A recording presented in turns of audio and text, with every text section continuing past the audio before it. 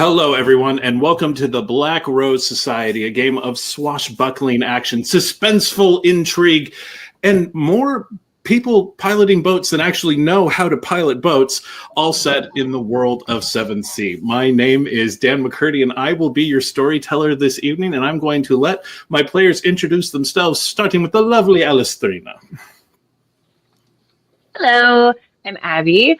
I am Dat Bardic Charm on TikTok and Blue Sky, and tonight I will be playing Alastriona Toran, Inishmore, soldier, carpenter, woman's woman, man's woman?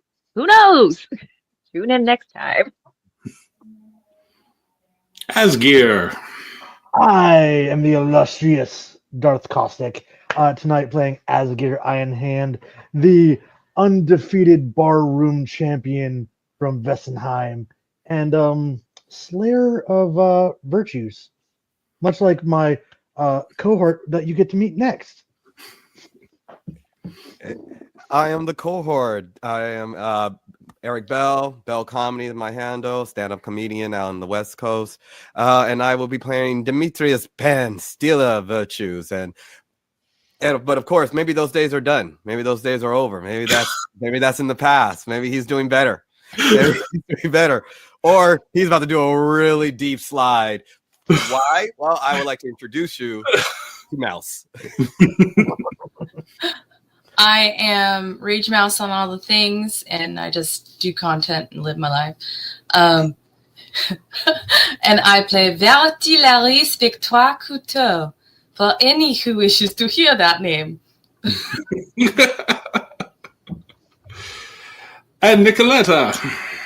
What is up, everybody? I am Farm Grown Nerd at TikTok, Instagram, Blue Sky, YouTube, pretty much anywhere you can find the places except Facebook, because fuck that place. I'm playing Nikoletta von Richter tonight. All right.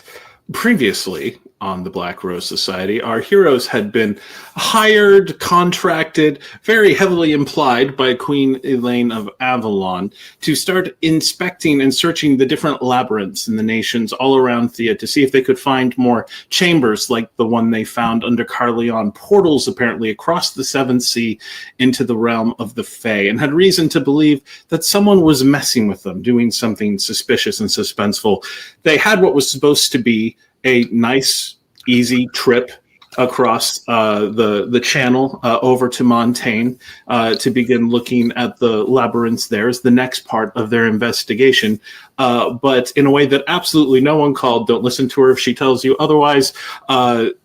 Something went wrong on the boat, because apparently boats are sus. There was an undead outbreak aboard the boat, and having to fight them off, they found themselves without a crew. Luckily, everyone knew exactly what to do with the boat, because this is a pirate-themed game, and so everyone took points in sailing. No, it was just Asgeir who desperately took over, but somehow managed to bring the boat into a bay. And on the island, they found a group of people who had been shipwrecked there for some time, and reported that there was another group on the island, pirates mostly, who were also stranded, but tended to take what they wanted from the people on the shore, including children.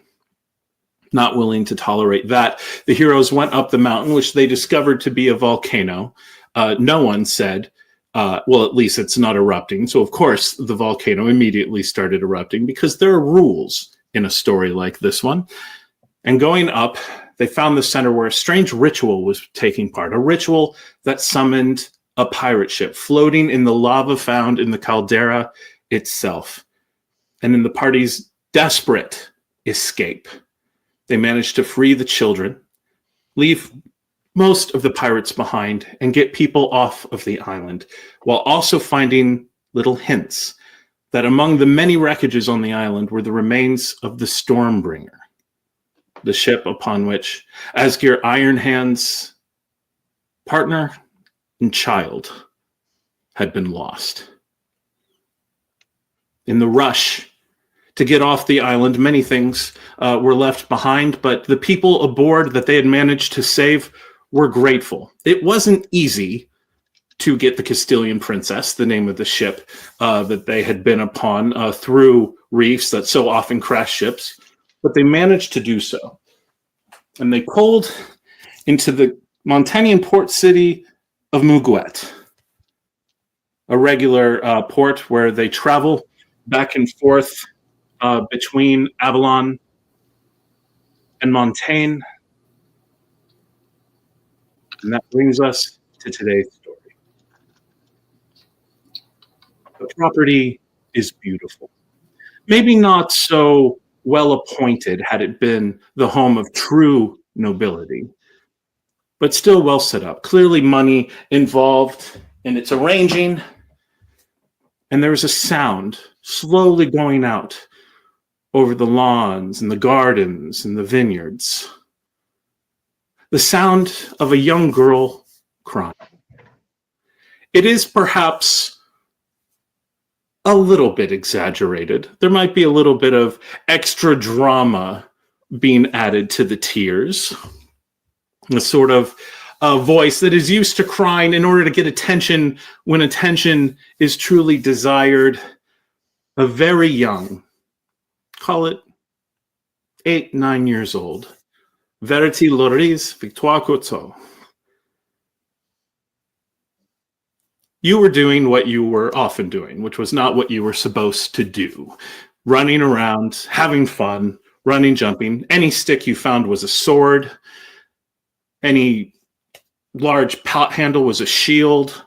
Moving, spinning, fighting trees, fighting whatever you could find. You loved to play these games, but sometimes the acrobatics that you would take part in as you were following through on these various things would be a little more adventurous than you were initially going for, and you took a spill. You got a running jump off of a stool or a bench, and you didn't quite stick the landing, and down you went. What would little Verity look like there on the path, crying and hoping someone would come and give her the attention she needs to make it better? I mean, she would be doing just the worst job trying to clean up her wounds, make them disappear if she could, because she'd get in so much trouble if she... Well, she's going to have to hide the clothes she's in because she's destroyed them.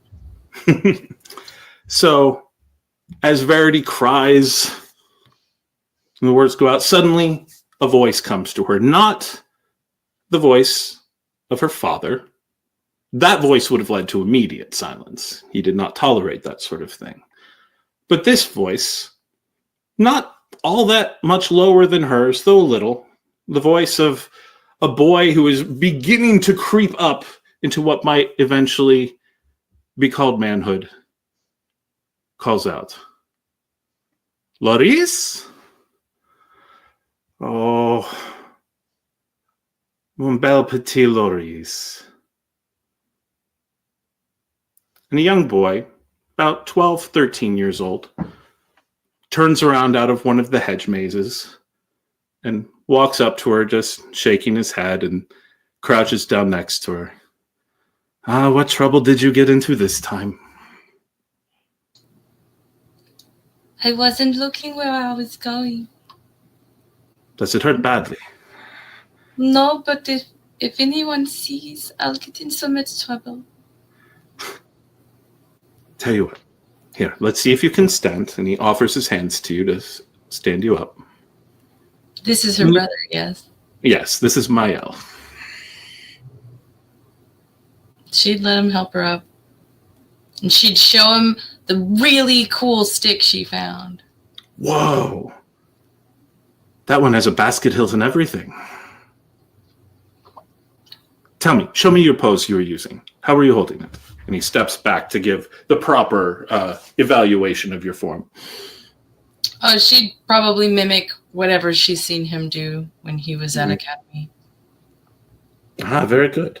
Now remember, your balance is good, but you're fighting in skirts. And when the girls at the Academy are fighting in skirts, they always say it overbalances them. So you want to hang back just a little bit. Let the weight work for you. Don't let them hinder you. What you're wearing doesn't matter. Just you and the blade. Give it the spin. She would actually try and really show off and would probably fall down. And he'd smile and he'd crouch down next to her. You're getting better. And there's no mockery in his voice. That was always the problem with Mael. It would have been easier, given the special role that he has in your father's heart, in the whole family's estate, if he would just have been a jerk. But he always loved his Laurys. As he helps you back up again, he's like, all right, now. They're starting to do some washing downstairs. If we can get you into another dress, I bet you we can sneak this downstairs and put it in before any of the maids see it. And then it's as if it didn't happen. They'll repair it, and it'll be back up, good as new. But you'll get in trouble too if we get caught. It'll be fine. I'll tell Papa I took you with me in the hedge mazes and I wasn't watching you properly. Well, you won't. You see, I won't even be lying. Okay. All right. And he gets behind you, gets his hands right under your hips, and hoists you up so that you can ride on his shoulders as he takes you in towards the house. As he does so, he goes, "Oh, not going to be able to do this too much longer." You're still a young man. Beef up. And laughing, he takes you in. And just as you go in, as the doors are open, you're walking in, and a burst of cold wind, oddly, comes from inside the manor house. You wake up. You are in a not very nice room in an inn. You normally prefer nicer places, but for whatever reason, it was important to you to stay in a place closer to the docks, a place where certain people might not just randomly show up. Would Verity have mentioned to everyone else why she wasn't being too overt about where she was in this particular town?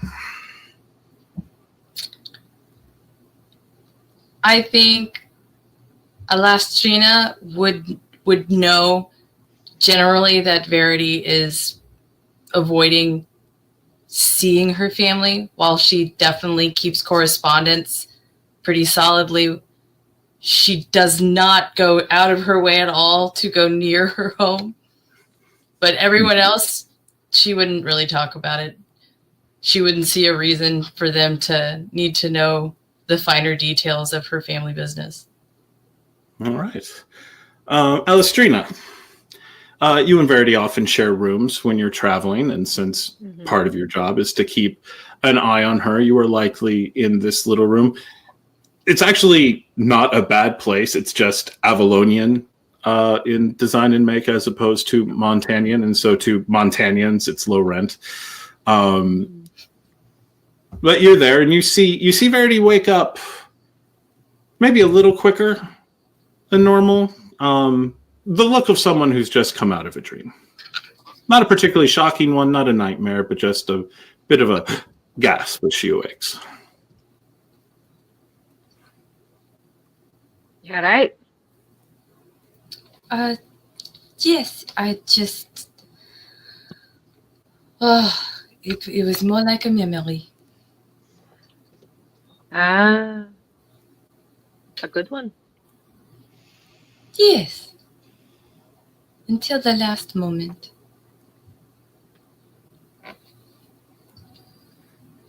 What sort of memory? From when I was a little girl.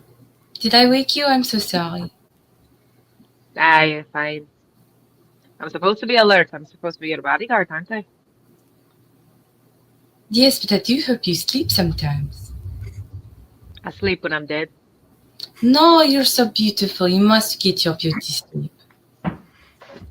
If I'm already beautiful, why would I need the beauty sleep? It is upkeep, like paying rent. You're the one who pays the rent. And I expect you to use it to keep up your beauty.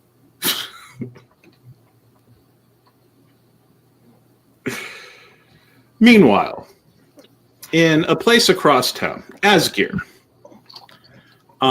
You all have been in Muguet for probably about a week now.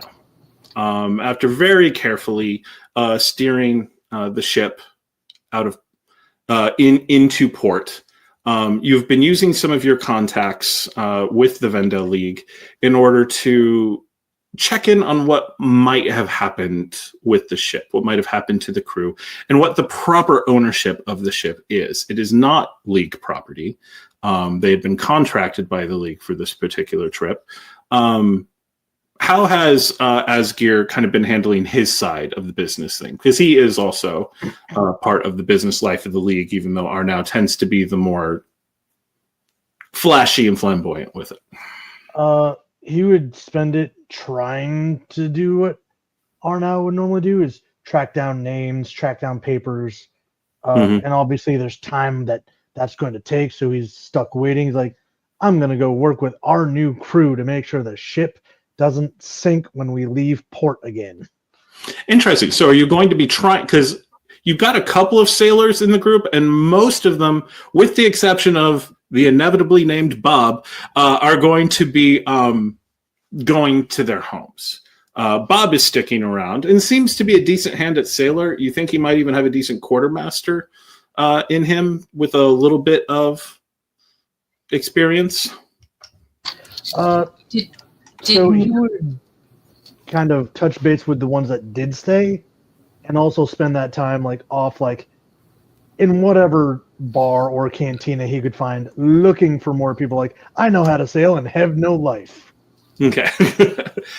Yeah, there do seem to be a number of people around who are looking for work, looking for a ship, looking for a crew. And as you go about this, what would be your approach in picking out the ones you're looking to hire? Ones that look weathered, like they know what they're doing, but also don't look like they're going to slash our throats in our sleep. All right, so give me your wits in sailing, because you were looking for sailors of a certain type. And sailing, because I have that second dot now, and an extra die for the first time rolling. Yep, use your flair. All right. Oh, we got a 10 right off the bat. 7. 2 raises. 2 raises. Do you have any leftover dice? Nope. Okay. On 2 raises, the process is going slow, as this sort of thing often does. You have no idea when you'll be sailing again. You don't even know if you're necessarily going to sail from this port. The next place you might travel might be more easily traveled over land. So the sort of crew that can maintain the ship, even in your absence, that takes some work. Luckily, you do have access to Vendel resources and are starting to work folks that they recommend and things like that. It's a slow-going process. Meanwhile, Demetrius, you had frequently taken sort of a role of leadership among the villagers and the various members of the brute squad that you all led in the fight against the pirates. And so you have sort of taken lead on helping people get home. You have, with Nikoletta also being part of the process, focusing mainly on the children that she saved and using her resources to help them. If there's family somewhere, getting them there. If not, okay, what's the next step from here? What would Demetrius's sort of general approach to this been? You've got a whole lot of people, some of whom were shipwrecked for years. What would he have been doing trying to help them out? When we got to port, he probably would have been trying to find work for them. Mm-hmm. Looking for kind of going back to some old trade, and as far as finding merchant work and trying his best, because they all were. It's just any job that would start putting coins in their pocket. Yeah, that's probably going to be for the adults. That's probably going to be key priority. That's probably going to be focusing his time. He probably going to avoid the kids a little bit. Kind of let the nice face Nikoletta be the be the one to kind of find orphanages for them. But that's probably going to be his main focus. And brothels and far as finding just security work, going to farmlands, seeing, because these are people who've been scavenging for a while, so they probably are pretty good at certain trades. Finding out their trades, see if I can apply it for people who don't really have a place to go. As far as everything else, as far as they're trying to get back to Montaigne, all right, that's putting enough money in their pocket so they can get there. Yeah. But everyone else trying to find them work. As you are doing this, members of the party see a different side of Demetrius Penn. It's still Demetrius Penn. It's still the big attitude, but in this instance, it's people, you keep seeing people who hear his name and immediately think the job gets done. And so they're willing to hire people that Demetrius recommends, or that Demetrius implies, hey, you help them out, maybe I'll be able to help you out at another point, and stuff like that. And you're able to see a man with connections, a man with pull. And the name that's constantly being shouted from hurriedly opened bedroom windows is also effective in business, and a passion for people. The work that he's putting in, it's clear that he cares about getting folks placed. And it's a side of him that some of you might not have seen before, as all of this is going down. Nikoletta, is this a good time for you? Sure. How are you going about with the kids? So as soon as they get settled in to wherever they're at, she just has a quick little sit down with all of them, just saying, all right, listen, we're going to do the best we can to get you as situated as we can, but I need you all on your best behavior, yeah? No funny business, no craziness, no being little shits, okay? The ones who have been little shits on the trip, nothing bad, but they're not in a cage anymore, and they're running around having a good time. They're totally do the nod with the hand behind the back, like, the fingers are definitely crossed. I see every one of you. I had a sibling too. Don't play with me. And how would Nikoletta go about trying to help the kids? Well, first thing, she would go to the, I'm not sure what we're calling religious buildings in this game. Is it still churches? Churches, chapels, various things like that, yeah. Okay, yeah. Well, she'll find a local chapel and ask one of the pastors or priests there if there's any local orphanages. If not, then she would just be going door to door with a gaggle of kids. Do you have any spare room for a few nights until we find somewhere to put all these little shits? People listen. The church, some of the kids actually are able to give names and locations of parents. And often in those cases, these kids being often either Avalonian or Montagnan, the vast majority of them, they're at least able, and the church is a good connection for that, at least for the Montagnan ones. With the other businesses and other families, some folks are willing to be like, oh yeah, we could take some folks in. There is apparently a orphanage in town that does this sort of thing. Also, the Vendel League has certain connections because of all the travel, lost children. It's just a thing. They're able to at least send missives to be like, does anyone know about this child and stuff like that. And so working with Arnau, you are able to get some of the kids connected in that way. At first, you're surprised that in a business as profit-driven as the Vendel League cares, and then you realize if the kids are rich, there's likely a big reward coming in, and if anyone's going to get money, the league would rather it be them. So that is sort of how that works. And if nothing else, they can get the kids in programs and maybe bring them into work for them at some point.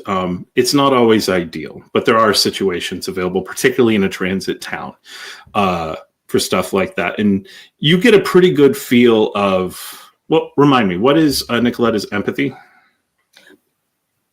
It's a very good question that I totally know right off the top of my head. Why did you do that? Go over here. It's 2. 2. On a 2, you have a pretty good feel that the people you're talking to are actually trustworthy with children. You do not. There are some people who are like, oh yeah, we could totally. And you're like, you know what? I think I'll go on to the next place. And well, you're not so good to us. Bye bye. Yeah, very carefully dealing with all of that. Finally, Verity, You've been cooped up in your hotel for a week.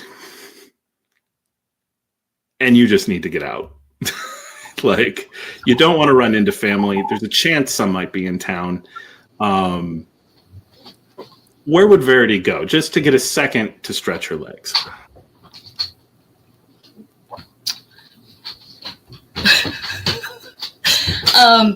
She would avoid main roads. She would be probably walking a lot of the like back area ways that like criminals would take. She's being shady as hell. If anyone was to catch her, they'd just be like, "Why does it look like you're running from like a husband or a cop?" It's like, totally not because I am. So you're walking around the alleys, just trying to get some air, just trying to not be seen, and you're moving around, and you see a small little stand with flowers. A flower girl has set up shop here, and has set up shop off the main drag. Maybe she gets hassled by guards from time to time or whatever, but just a girl selling flowers, likely grown in her parents' garden, trying to make a little money for the family. And she reminds you of your youngest sister a little bit, as she kind of looks up, just bright-eyed, and smiles at you as you walk up.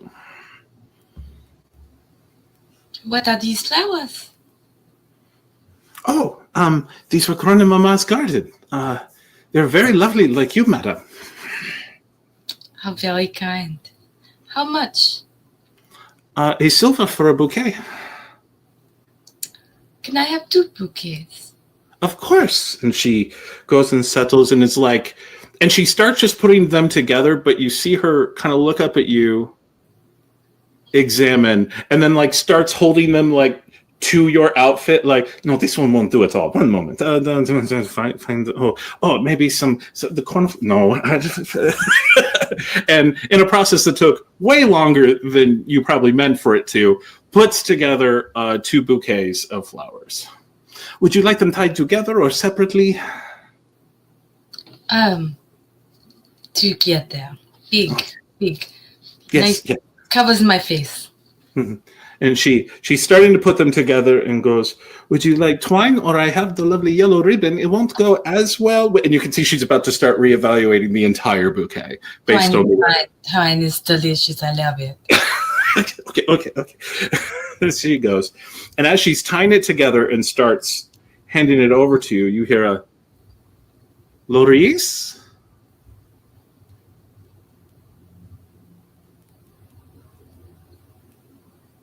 "Laurys, is that you?"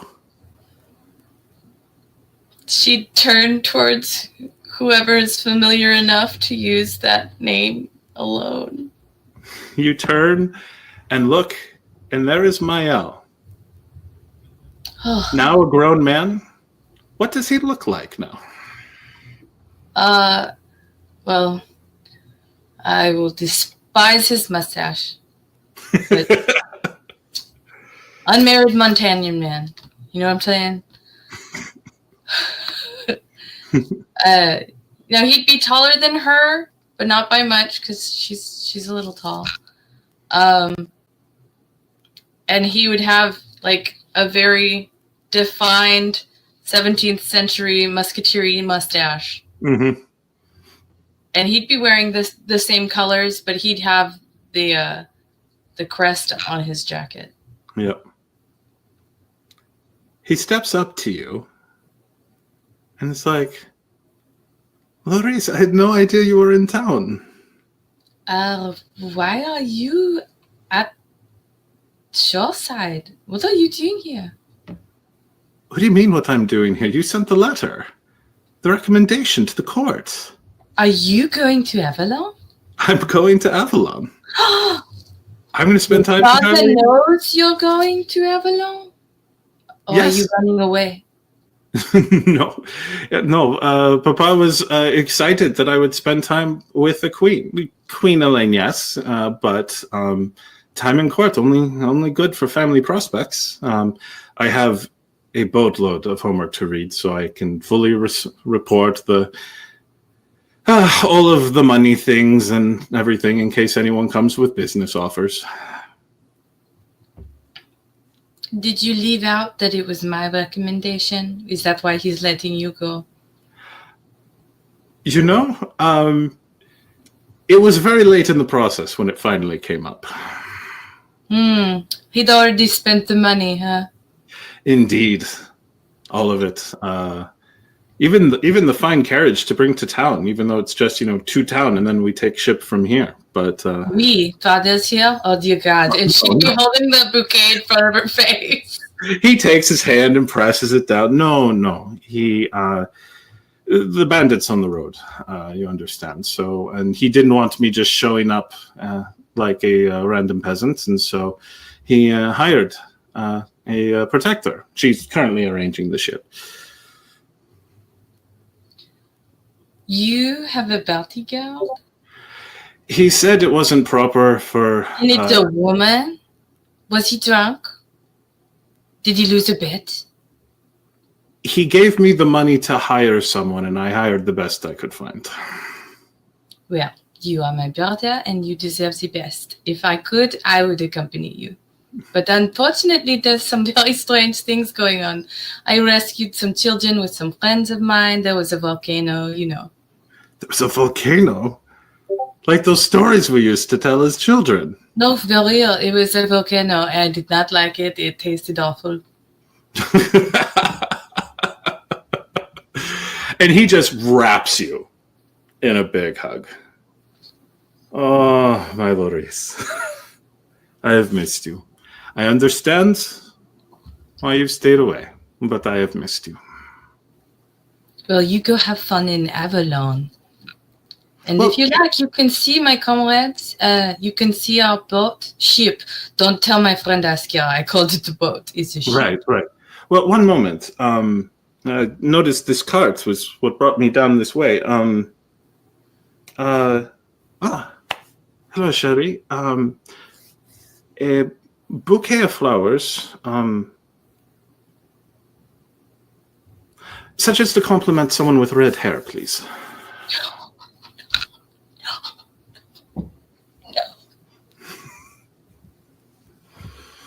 And the girl immediately goes into mode. What color is she wearing? And and he's just sort of going about, and he's like, "You have a bit of a cold there. What's going on with you, Laurys?" You are courting someone? I am considering it.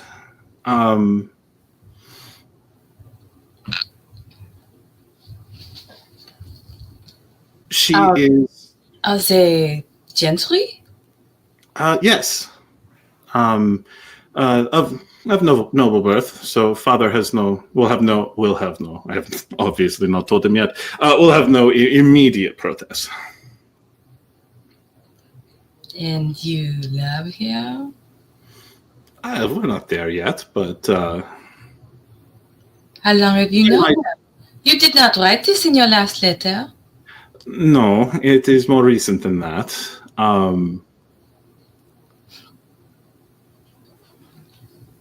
It is maybe a little bit scandalous. Oh my goodness, did you take a virtue? I will take my hand across your face so hard, you will wish my bones would break before they finish.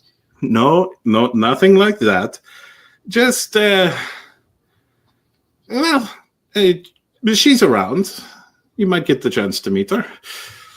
You're traveling to Avalon with a paramour? Who are you? Well, you get to go off and have adventures, and you arrange for me to be able to have one. Adventures, not irretrievable marriages and children with harlots. No.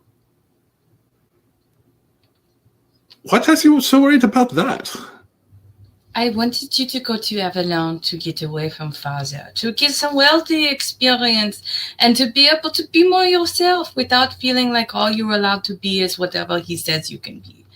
I did not necessarily mean for you to suddenly take some wife on the way and live in Avalon in sin and God knows what else. I didn't mean for you to become a rake. I have enough experience with one of those. Listen. It's not there yet. No, I have not taken her virtue. She's lovely. We're not there yet, but who knows? Don't look at me like that. You are not allowed to criticize my love choices until you can remember the name of your fiancé. He is a marquis. That is a title. There are many marquises. If I put them all in a lineup across the room, could you pick them out in 3 guesses? You are running from those responsibilities that I will someday fulfill. I have not met him. I do not know what he looks like. I had no choice in the matter, and you know very well why I did not say no. Look, all I'm saying is, if you want to criticize my love life, learn your fiancé's name. I do not feel that's an unreasonable request. Do you know my fiancé's name? I do. But you're not going to tell me. Of course not. It's way too much fun this way. Fine. At least tell your bodyguard to keep you from making a poor decision with whoever this girl is. About that. And we are going to cut away.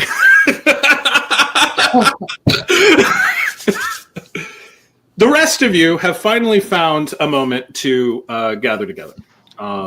You're hanging out near the docks, and word is going out. There is absolutely no sign anywhere.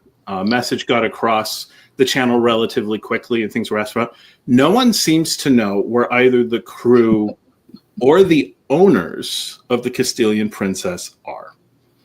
The owners were believed to be some Avalonian landed nobility, and upon a visit to their place, it was found burnt out entirely. And the records of the crew going on all end when that ship put out to sea. There's nothing. And so, meaning that the name and the title on the Castilian Princess are open, the Vendel League is offering its assistance in securing the boat in yours name under salvage rights. Asgeir, as the primary person working on that with everything, is that the way you want to go? Do you want to take ownership of the Castilian Princess, or are you gonna sell it and use those resources? So we have a free boat. Like, all right. With selling and then buying a new one, we're adding the steps to what we already have. Mm-hmm. So they start working. It's like, okay, so, well, given what happened to the crew, some of the crew might wish to not sail under the same name as a ship where the previous crew was all horrifically murdered by the undead. Is there a name you would prefer to sail under? The Dawnlight Breeze. The Dawnlight Breeze. And so that gets written down. That gets written down. That gets written down. And I'm going. It's going in my chat. Tiffany. Boat's name. As the Dawnlight Breeze gets put in. And what flag will it fly under? Oh, what an argument. It can fly under, with the folks that you have present. Eisen doesn't really have a naval setup at the moment, so Eisen is not among the options. There is not currently an Eisen or Navy. Yeah, however, get welcomed in with that flag flying. But with the folks you have present, you could make an argument for Vestin Manavinyar. You could make an argument for the Glamour Isles or Avalon, and you can make an argument for Vadachi. Actually, and Montaigne. Yeah, because of Arnau, right? Arnau could technically, as a grande, could get it made Castilian. It's Verity who would have the ability to use her family's name to get a Montanian flag. The Montanian flag is great for landing in Montanian ports, horrible for everywhere else. Yeah. I feel like the Castilian might actually get us more freedom wherever we go. They kind of got their hands in everything. Mm-hmm. The Castilians, Montanians are the ones who more have their hands in everything, but Castilians are actually, because they were losers in their last war, and are generally seen as fighting for freedom against Montaigne. They tend to get well liked in pretty much any port. I think we'd go with that. Particularly since in the last big war, the Castilian Armada got sunk, and so no one sees the Castilian flag and immediately thinks, "Oh God, here comes the army." So, well, this way, then when Arnau's like, "Well, I'm from Castilla," we have a flag to back him up, and there's not a lot of questions asked.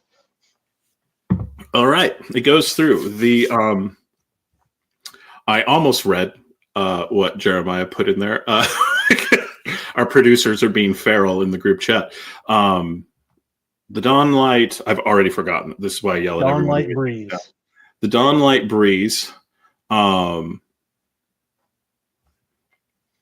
the Dawnlight Breeze flying under Castilian colors is all set up. And you all are kind of celebrating this. You now have a ship available. And with the travel you do, and given how the last travel that got booked by a third party went, having a ship that you all control, doing stuff like that, might suddenly have appeal, though there is the question of what do you do when the quickest way to get somewhere is not necessarily by sea, but that can be a problem that you all solve at another time. And so you're hanging out in a bar, in a tavern near the wharfs, kind of talking through, having a chat, when the door to the tavern opens and someone new enters in. AJ, if you would join us.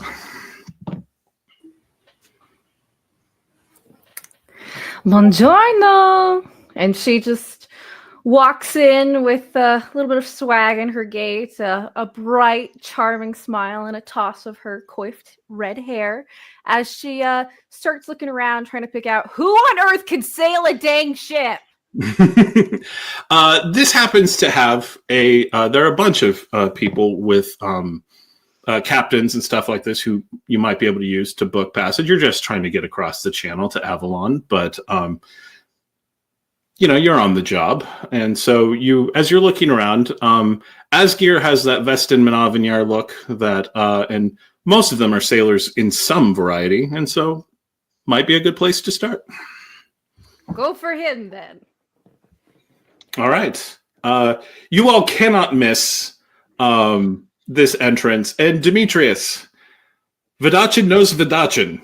And this is a little bit odd, though. Vidachin women often are not wielding swords. The Vidachin society is much more stratiated along gender lines. And so while female Vidachin mercenaries are not unknown, they're always known outside of Vadachi because there's tends to be very little work for them to do there. And so she comes in and walks up to the table to introduce herself. Buongiorno. Do any of you happen to have a ship possible for hire?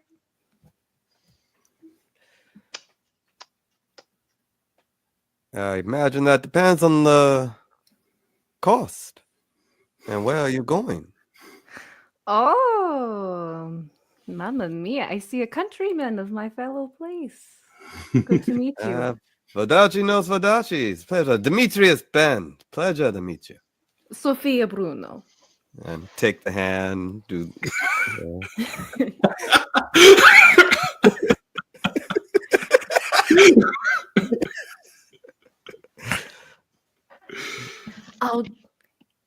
Well, it's just a little trip across the channel.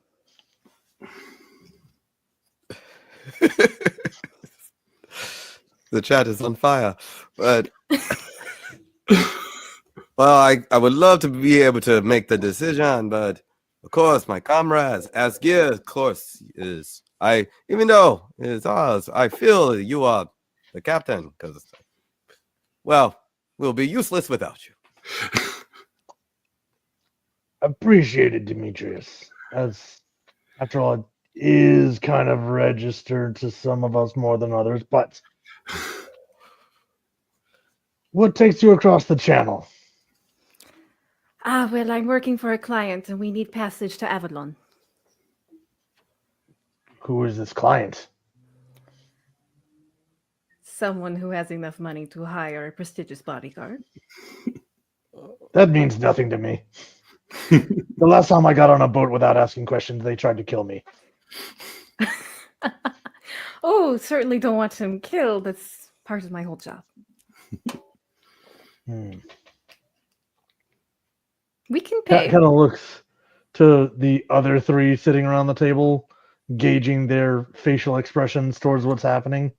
To be fair, you're about to be able to get about your business in Montaigne at the moment, and probably going back across the channel to Avalon right now might not be in your immediate plans. But that said, if you're going to go further, that you're going to the capital of Montaigne eventually, and so could maybe send a crew with them and then back to meet you at a later time if you want the fare.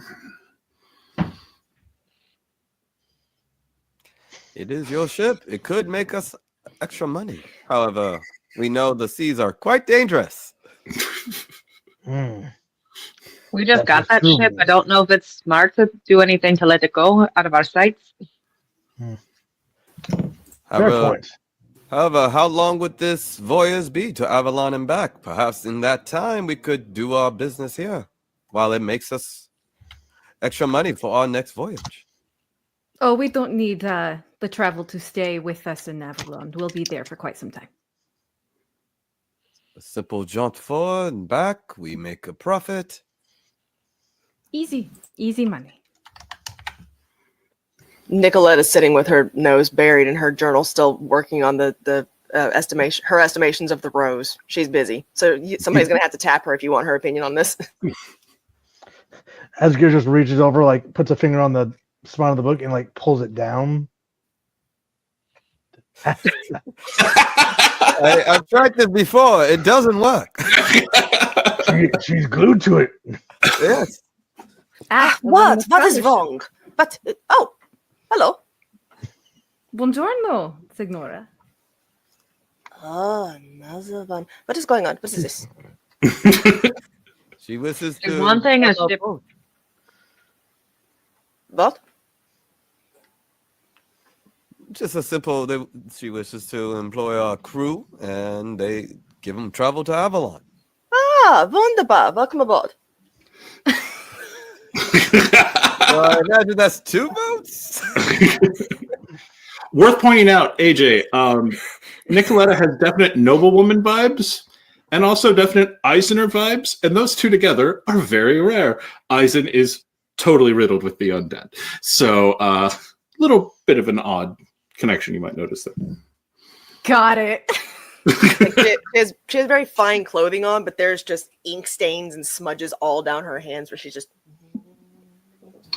And she smells like medicine. Fair. That's a nice word for it. Oh boy. It's not the whole person, just that one pocket. The left side.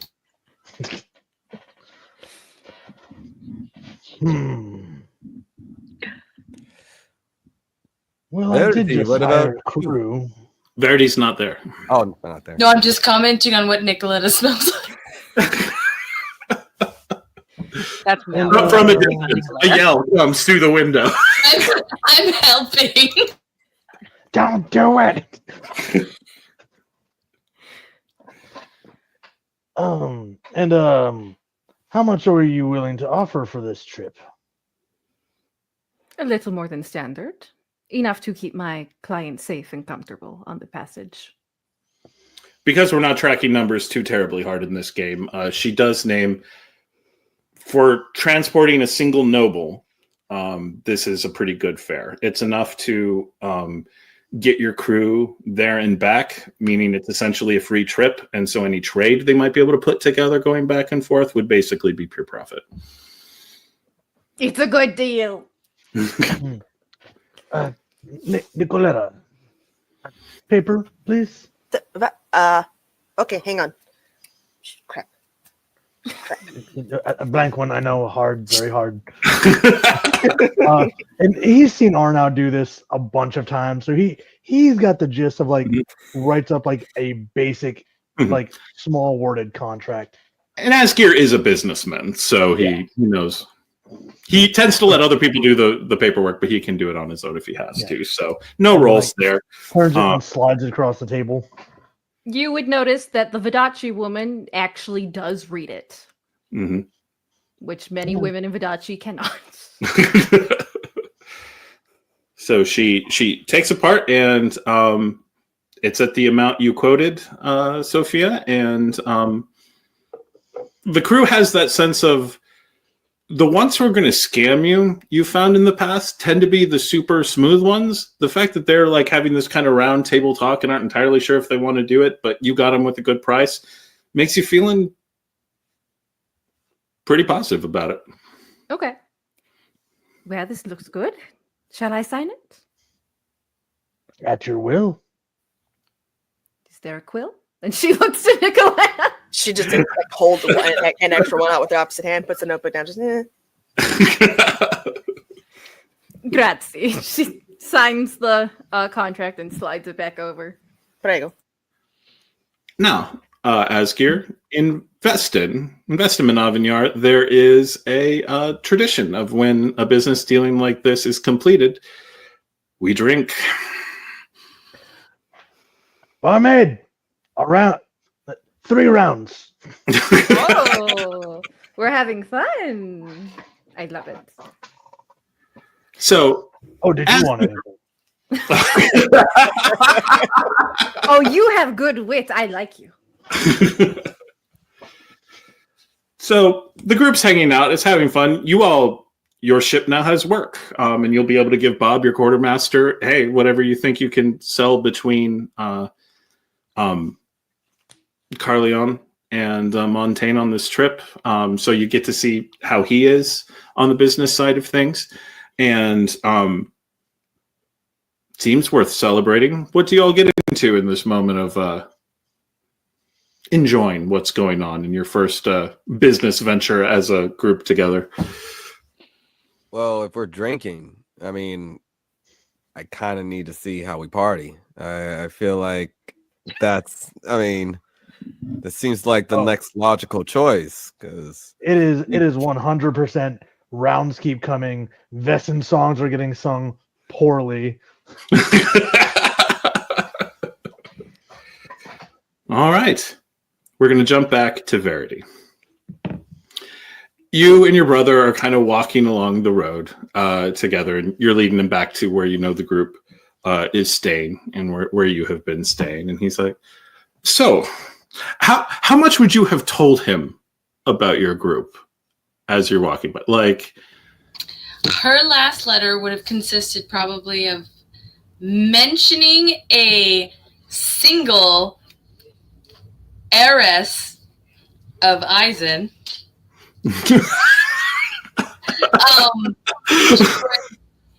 She would mention Alastriona, maybe like things, anything that Alastriona has done that impressed or confuddles Verity. She would share that with him. Just be like, she made a bomb out of a pickle barrel and some dead brats. I don't even know. The smell from that must have lasted forever. He probably has not shared much about Asgeir or Demetrius, but mostly because she would probably rarely speak about men in letters for security reasons because of privacy. Her family is actually pretty sus of having their shit read by other people. Mm-hmm. Because, Montaigne, they have nothing better to do. Yeah. She would never leave herself open to scandal, to have one of her letters used against her for saying something nice about a man who's not married to her or related to her. Mm-hmm. How dare she? Yeah. As he's walking along, he's like, so you've spoken of this Nikoletta von Richter, and you've spoken about Alastriona Toran, your woman's woman, I believe was the phrase you used. She is my bodyguard. We are good travel companions. She is just so formidable. She knows the great O'Bannon. She'd be like, because of him being so interested in the same adventure stories, she'd be like, I'm not even lying. I'm seriously telling the truth. Wait, did you meet him? Kind of. That's amazing. He's a part of Elaine's court. Am I going to meet him when I go to the court? I mean, if he's not busy. Do not go underground for any reason. Why? You have been told, and that is all I'm going to say. Anything else and you'll become all curious. Yes, I get it. You're curious now. You will die. Do not go. Stay where the sun is. So if I want a bottle from, say, the wine cellar. Be cautious. Cautious in the wine cellar. This will be a bigger adventure than I thought. Cautious anywhere below ground. Listen, I know you're worried about me, but and I appreciate it, I do. But you have your woman's woman protecting and taking care of you. And I have one taking care of me. And she's wonderful. How did you meet this woman? But we put out the contract, for a bodyguard, and she answered it. And hold on. I'm sorry. She would just throw the flowers she was holding, literally thrust them off. She would just you are courting your bodyguard? She's very talented. Your bodyguard can protect you and is a lady? She's a duelist. Ambrosia, like you. What is her name? And as you walk in, you're literally opening the door to the tavern, walking in, and he's Sophia Bruno. Why? And Verity screams at the highest pitch she can manage. She is breaking glass. You'd think he'd shot her. And at that, Nikoletta looks up. And then, as you scream, you finally come down, and he's trying to figure out what is happening, because clearly you couldn't have screamed about that. There must be an attack or something going on. Verity looks up, and they're at a table, clearly having been drinking and having a very good time with the rest of the party. And it must be said, sitting next to Demetrius, you see Sophia Bruno. So Verity would look. She would not be moving. She would not be moving. She would be staring at Sophia, borderline snarling. She's so close to the snarl, but she would not go there because her brother is present. Literally, if he was not, she probably would have already flipped a table. So I hear this screaming, obviously, right? Oh, yeah. The whole tavern heard her scream of bloody murder. Okay, a beat of silence after the scream as you're trying to not snarl at me. Laurys? Sophia, what are you doing here? And she'd stare at her brother like, I'm gonna kill you, and then I'm gonna kill her, and then So you look up to give all of this to your brother, and look, he is not looking at you. He's staring at her, practically piecing himself with love. He walks across the room to her and hands her the bouquet of flowers that he had just purchased. Oh, Mael, thank you. Grazie, they're beautiful. Ah, bellissimo. And you thought of me. I just thought they would compliment your hair. They do. Grazie. Oh, I have to keep them with water. Verity would steal the closest glass of wine. So, Yeah. Alastriona would be going up to Verity because I was bodyguard. thinking that. The fuck was that? I think the next town over could hear you. No, it's fine. I thought I saw some undead. It was something far worse. It's fine. Would Verity have ever told Alastriona about anything regarding Sophia? She would assume Alastriona is not an idiot and can connect some dots, and she would gesture towards her brother Anon, fawning over the redhead and be like, that is my brother Mael, and then she'd continue to down the stolen glass of wine. the guy gets another glass, seeing that he's not going to get that one back. You steal the new one too. Aye. Brother. All right. And aye. All right. I knew I didn't like her. All right. No, you liked me. I didn't like you. You're all like super drunk and friendly, like, you're a bitch. No, you're a bitch. First off, Oh. I don't get drunk. So, as all this is going on, let's go around. So that's Alastrina's reaction. Nikoletta, there's a lot of social things happening right now that don't connect in ways that immediately make sense to you. How's Nikoletta doing the math on all of this? Well, she's been the little science nerd, just doing her thing in the corner to begin with, while all y'all are drinking. So the second that Verity walks in and screams, she just,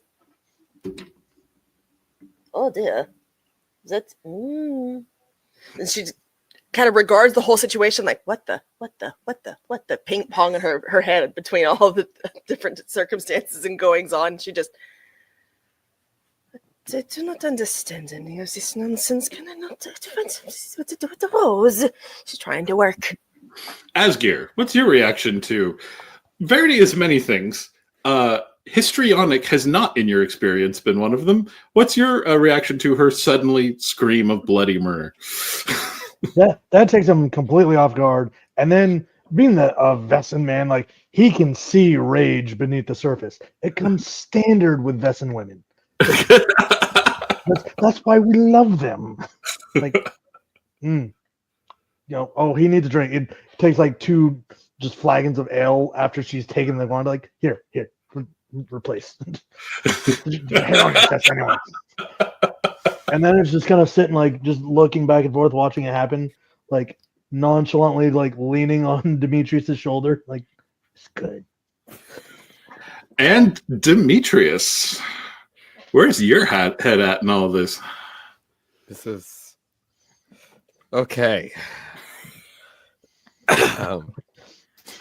Demetrius is going to notice the incredible rage that he is witnessing from Verity, and already been noticeably dodging her off of the last encounter, so probably doesn't want to walk in there. So I'm like, so in his mind, he's like, let's just try to make sure everyone's all calm. So he's going to grab an L and walk over to the gentleman who just gave roses to Sophia and say, it's always a pleasure to see a man smitten. But we have just actually finished the deal. So I believe you are a part of this drinking. I hands him an L. Demetrius Penn, it's a pleasure. Good to meet you. Mael Victoire-Couteau. So good to meet you. Ah, Couteau. Mm-hmm. You My client. relations to our Verity. Oh, yes. She is my younger sister. Then it is an absolute pleasure to meet you. The same. Demetrius Penn. Why does that name ring a bell? It's a common name. It's a very common name. I know the All name. the time. Get it out of your mind. So, Sophia, you have, as it's being mentioned again, when he mentions remembering it, it does ring a bell for you. Remind me what your wits is. 3. Yeah, on a 3. On a 3 of wits, you heard the story. There was a Venetian mercenary who was a well-known womanizer. And famous in particular for, and this is exactly the sort of gossip that would have gotten around among the groups that Sophia was forced to hang out in growing up, that noticeably it was always the husbands that were angry with him when things were over. He always seemed to leave the women on very good terms. Could have tucked that away for later. Don't mention it now. It's practical. That's a little secret we'll use later. But Mael doesn't particularly clock it, and just that he might have heard it before, and shakes his head and says, yes, actually I'm traveling thanks to my belle petite Laurys over there. She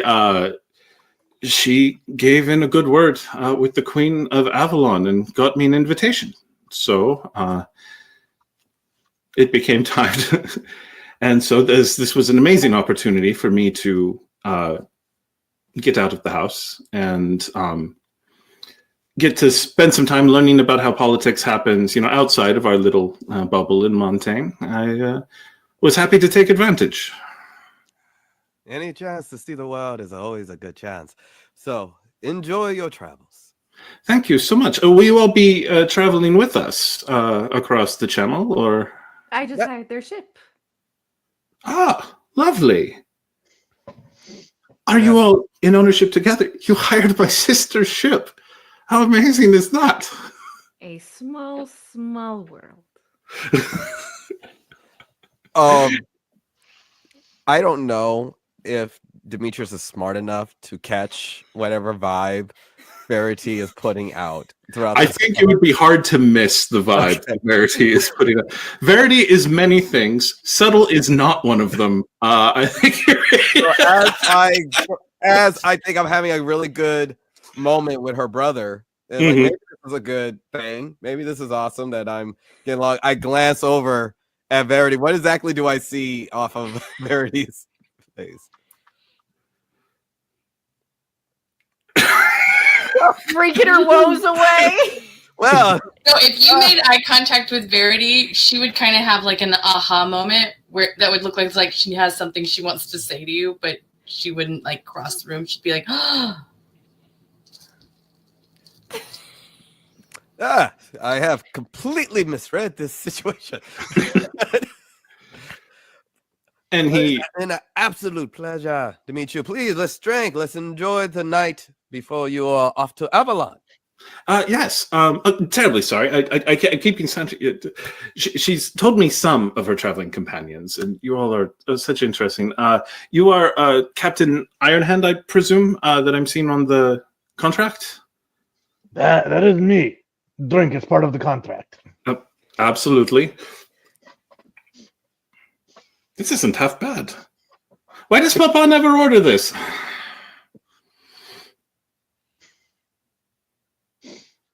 Verity just ignores it. I do not know. Maybe he just never tried it. She's just barely focusing past the dismay of the entire thing happening. Mm-hmm. And she's like, if she gets Demetrius's gaze again, she's gonna be like, "You come here."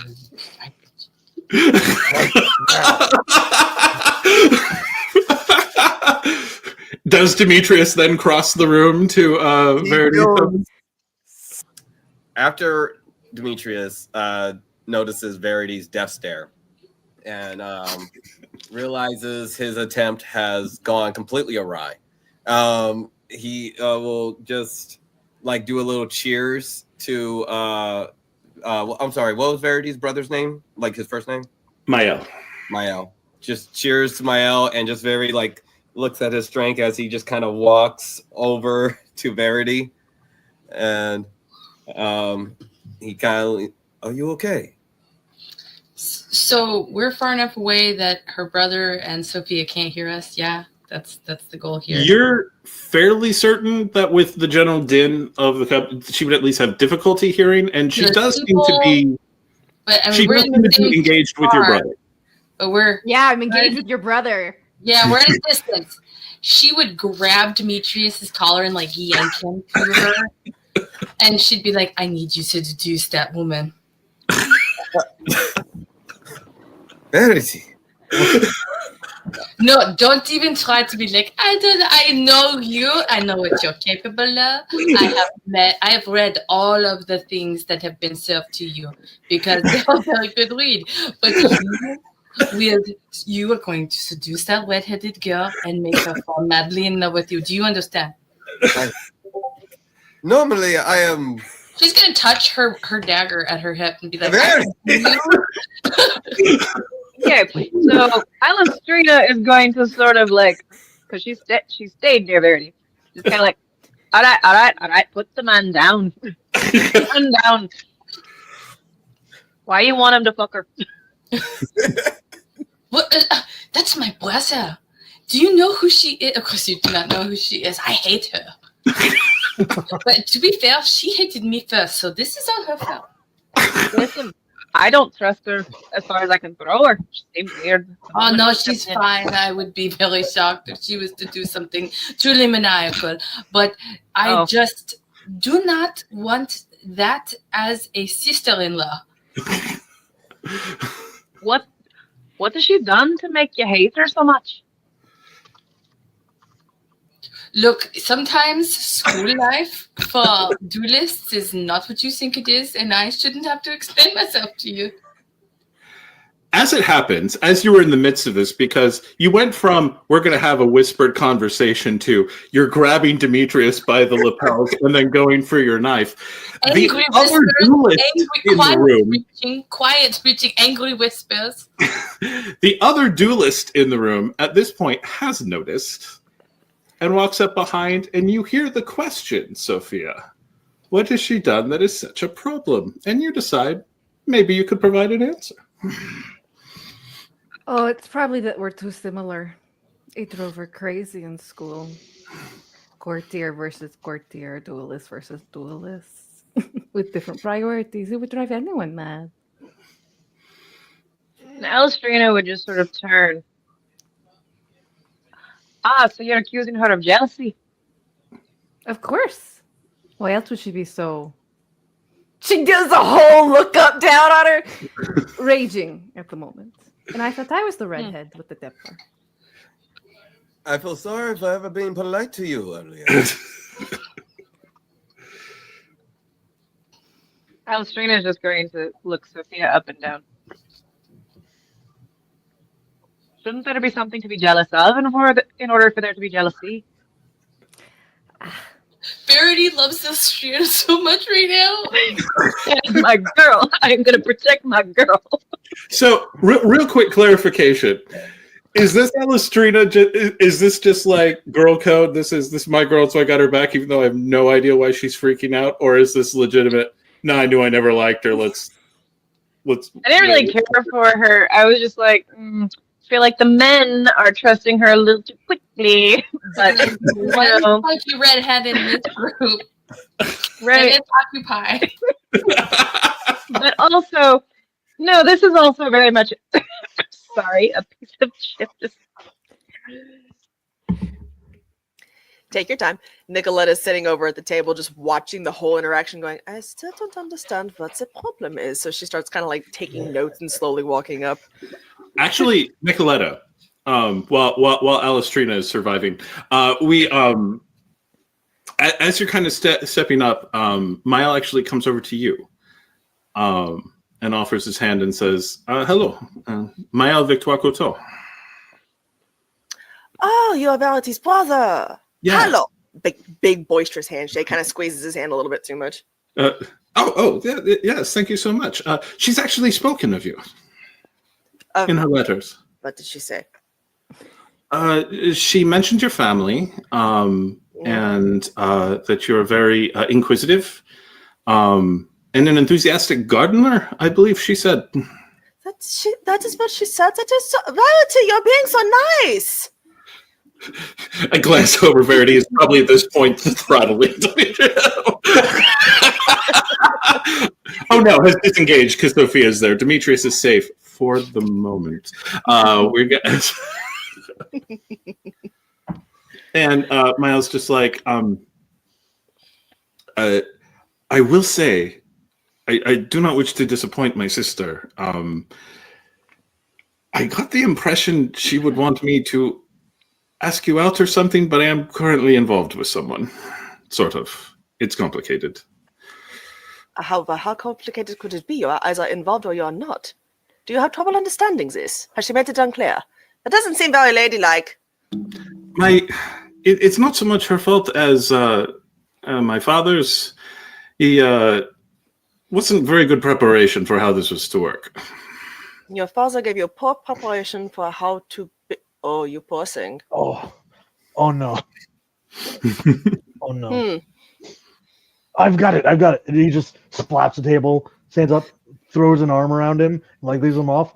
He's gonna take him off to another corner and give him the birds and bees talk.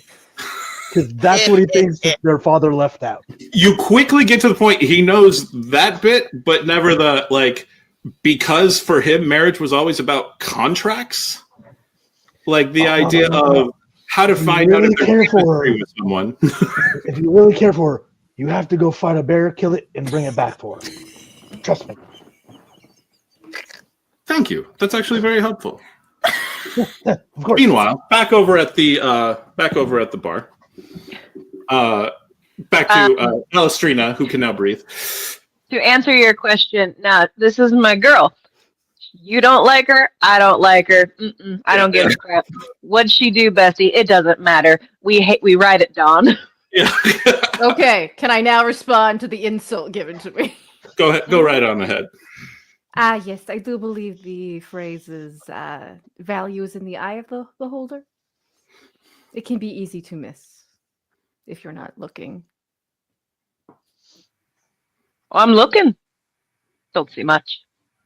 You haven't seen everything. Careful there, Sophia. Wouldn't want my brother to know the other things you are very skilled at.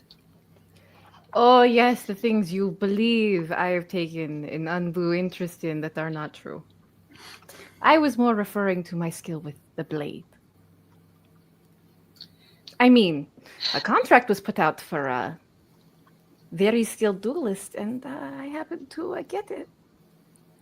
You were, of course, occupied. Yes. I should hope that you will be over there and not having to protect my brother from zombies, which I'm not sure you could do. Zombies? It is a very long story. So the undead, well known, particularly when the Eisner is like zombies, it was a very long story. That's not something you skip if you want to be a good bodyguard. And Sophia always wanted to be good at her job, so.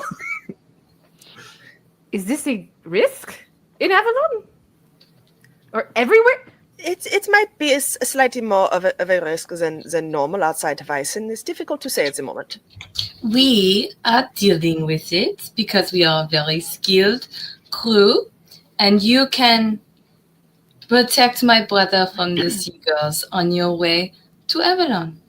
I thought we stumbled upon this nonsense. Oh, yes, the seagulls and the bandits outside of Montaigne and whatever else is waiting on our path to the court of Avalon. Seagulls? There, I'll have to keep him from being backstabbed by a conniving nobility.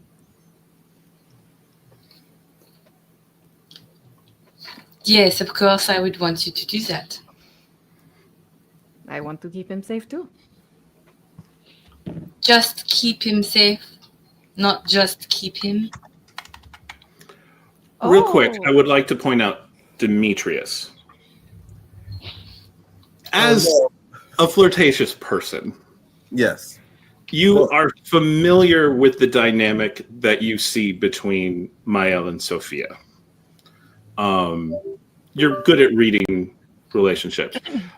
You would guess that he is definitely infatuated with her.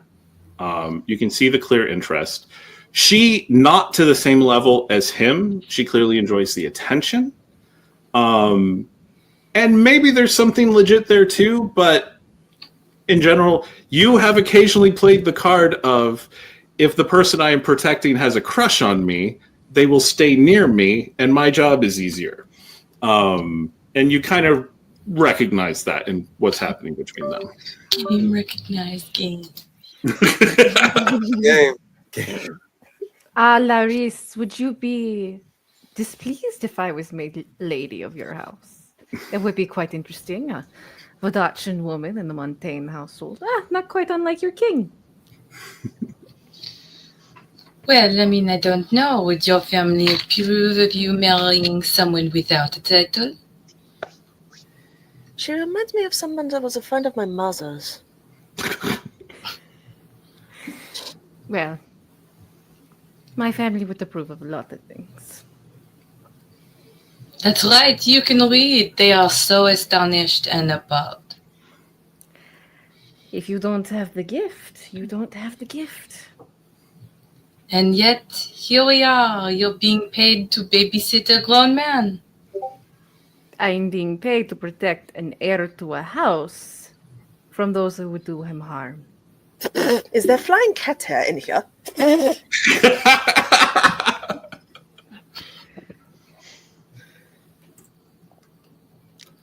Meanwhile, Asgeir, you have had, you believe, a very productive talk with Mael. A very destined talk with him. I don't think Verity would agree, but yes.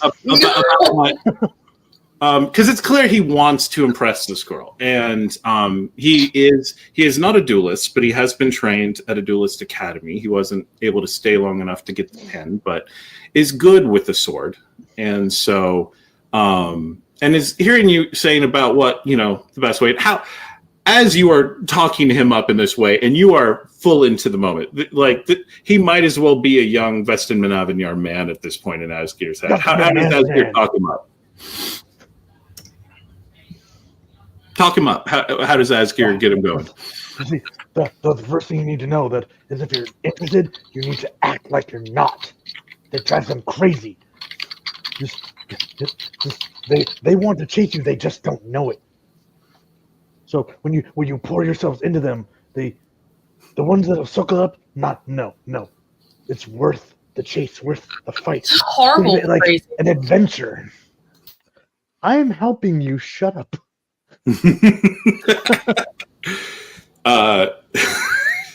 He takes all this and goes, yeah.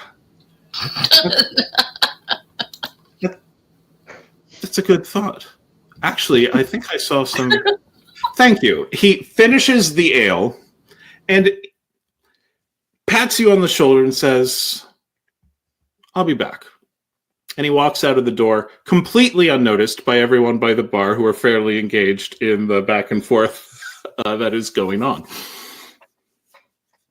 Meanwhile, back at the bar, Demetrius, what are you thinking of all of this as all this is going back and forth? And you've just been told you need to seduce her, and where is your head even at after all that? He wants to leave so badly. He was out of all the locations. Because he's probably just been in this awkward stuck moment on the side of the bar with the caddy, the freaking haymakers that Sophia's landing right now. And then looking over on the other side of the bar, seeing Asgeir making Mael uncomfortable and excited. Actually, you glance over and Mael isn't there. And Asgeir is sitting back drinking and looking rather pleased with himself. Where is Mael? Do you say that aloud? No, I'm just kind of, I'm thinking, I'm getting a glance around, see if he's scanning around. He's not in the tavern. I try to just slide on out. I think it's fair. So with Sophia and Verity dueling the way they are with words in the moment, I think you're able to kind of. Oh, I was thinking he was like in between us, pressed up against the bar with our elbows on the bar, like, yeah, you. He can't move. He's just stuck with. Yes, I'm gonna get a. Just gonna. Be right back. He just starts climbing over into the back of the bar. And I see if I can like kind of step out the bar, see if I can track where he escaped to. You go, you open the door, you look around, and you do see a bit of a commotion down the road. Oh, wow. I wonder what's going on over there.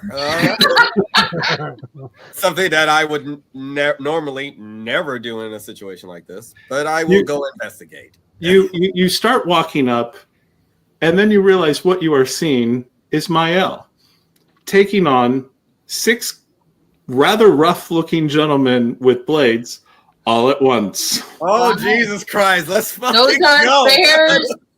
I'm going in. And you watch as one of them catches him in the back of the head.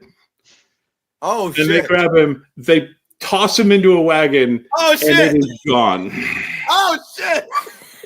Asgeir, what have you done? Holy Fly, you fool, fly! Like, creatures like, holy fucking, like, oh, Yes. shit. Oh, Well, he can't Oh, torture her if that's he's kidnapped. oh, shit. That shit. Thank you. I, as much as I can, like, full on look at, see if I can just see where they veer off to. Just, I know I'm not going to catch up, but You get an idea of the direction they're going. They seem to be heading inland, due southeast. Is there anyone else who was like watching this? You see some commoners who all seem sort of aware of it, but also weirdly like resigned to it. And from what you've heard, bandits in Montaigne outside of the capital city are actually fairly common.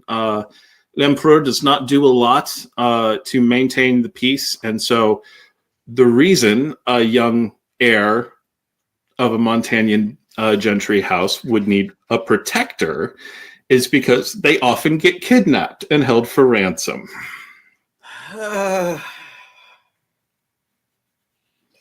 All right. Why Alastriona is always near Verity. I immediately think on how bad of a bodyguard I am right now. I already know where Nikki is. I'm pretty sure she was at the bar. I think. I know she was reading something. She's fine, I think. So what is Demetrius doing? I have to run back in and get to the next scariest part and go approach Sophia and Verity. All right, Yeah. so Jess, I want to see, because they are going at each other. And here's the weird thing, and Alastriona, you would pick up on this. You know the whole meme, are they fighting or flirting right now? I'm honestly not sure. That's almost where Sophia and Verity are at. Like, if they told you they were lifelong enemies, you'd believe them. If they told you they were best friends forever, you'd believe them. If they told you they were will they, won't they, on and off again lovers, you'd believe them. This vibe can fit all of those as they are just going back and forth at each other. Demetrius, just for fun, give me your panache and how do you go about interjecting yourself into this fight to tell them the news that you probably don't want to tell them? There is in no way an easy way. He goes in right whenever the last solid jab that Verity gets in. Like Verity, okay, wait, you're letting Verity get the last word in the argument. Tally on her side. Whatever last little Last tally mark. yeah, and then I hate to interrupt, but apparently you are horrible as a bodyguard, as your brother Mael has just been taken.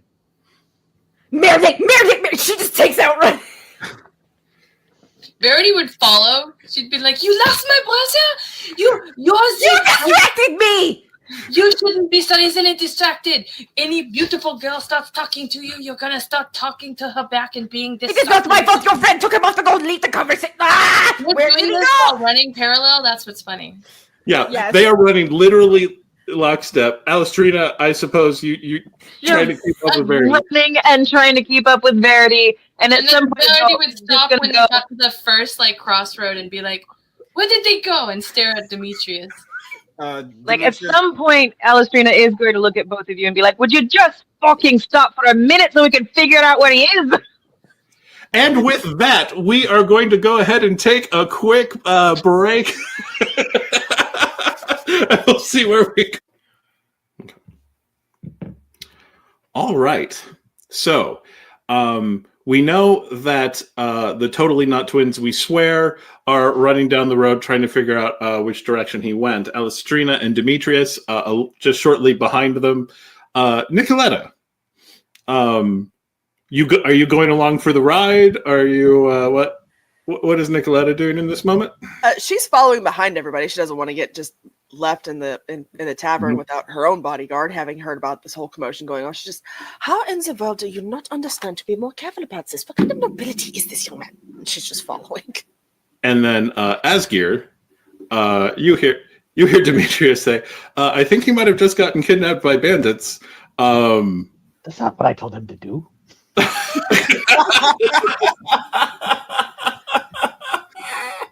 He doesn't even listen. What did you tell him to do? He pays the bar tab and grabs another and like pays triple for it and goes running out with tankard in hand. Yeah.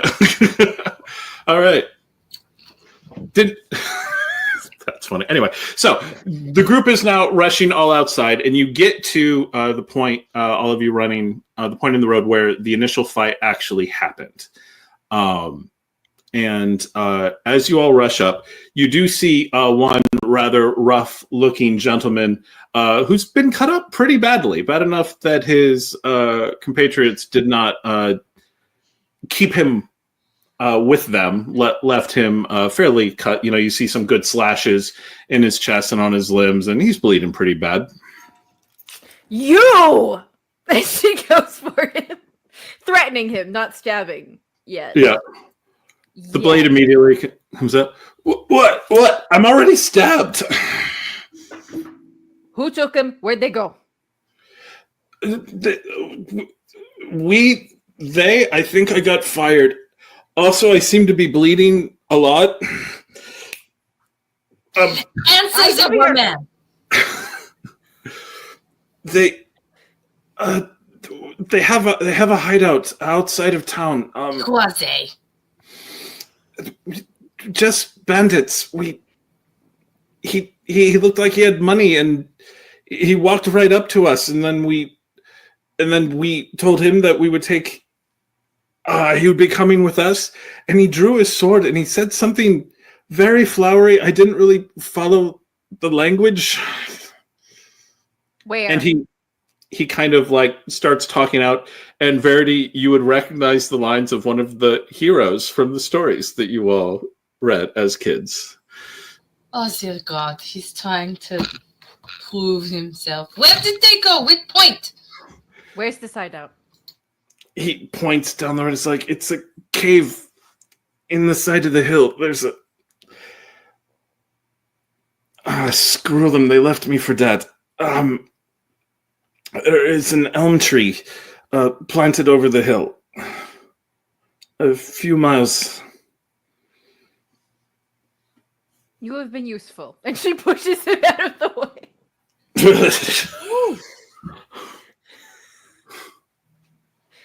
We need horses. Let's go. In that moment, Verity was very impressed with how Sophia handled the situation. How does she handle being impressed by Sophia? It's happened before. Well, yeah. That's why they could never beat each other. It's like one person does good, the other does better. Next time, the other person does better. She's just annoyed. I hate that I like how you did that. All right. Anyone else chiming in? It's like, we need to get horses. Let's go. What's happening? Nikoletta chunks a little bundle of watercress at him. Yeah, Choose this and spit it out on the wound. You'll be fine in the morning.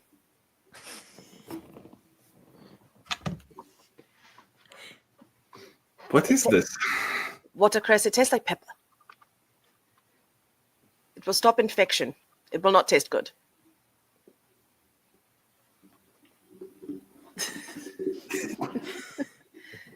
Keep it down. Keep it down.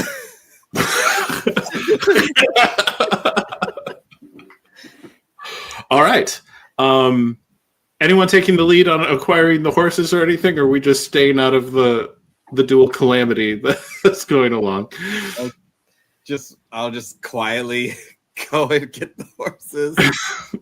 All right. There's a couple of stables in town, and you're able to acquire horses for everyone. Out of curiosity, what kind of horse does everyone like to ride? You don't have a huge given your choice. The fastest horse available. A living one, preferably. Yeah. All right. If they have a Clydesdale, I should like that. What was that? Clydesdale. The biggest, bulkiest horse they got. Barry Eisner. Yeah. A tiny little blonde woman on the back of a massive horse. I've read that fanfic. Anyway, so we. When does the cherry tree get involved? Anyway, they get horses come out for everyone, and they get you on. I imagine quite the furious pace is being set on these horses. Absolutely. Then we are going to need everyone to make our very first. Well, okay, so it's either going to be brawn and ride or finesse and ride, depending on how you ride your horse. If you are just gripping your horse for all you're worth in order to stay on, it'll be brawn. If you try to ride lightly and well, it will be finesse. Okay. And then I'll roll the amount of dice that I have dots in. Yeah, you combine your dots in both, and then you build your raises. Okay. Could I argue that Asgeir, being a former both blacksmith and soldier, has ridden into battle before and thus rides like he's riding into battle? You're trying to argue for warfare? Yes. Warfare will tell you how to organize a horse charge. It will not control how well you ride in the moment. Sorry. Worth a shot. Yeah. Ooh. Hell all right. Yeah. Once you got your razor show, I got a 4, I've got a 3, I've got a 3, I've got a 2, and I've got a 1. Can I argue I can use perfect balance in this situation? Perfect balance is how you don't fall off. Okay, but there were with a hard ride like this, riding horses at a full-on gallop like this is not particularly comfortable. So everyone got a 1, so everyone is going to successfully ride. But there were 3 risks of wounds on that. And so in addition to the success. So for instance, Sophia, you will be taking all 3 minor wounds, and those will be going on your death spiral. And everyone else, what you had left over. So with the 4, Verity has negated all of them. The 3s will have negated all but 1, the 2s all but 2, etc.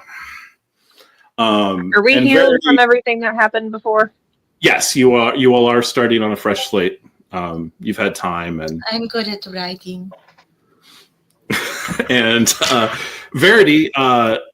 Again, this is how it always is between you two.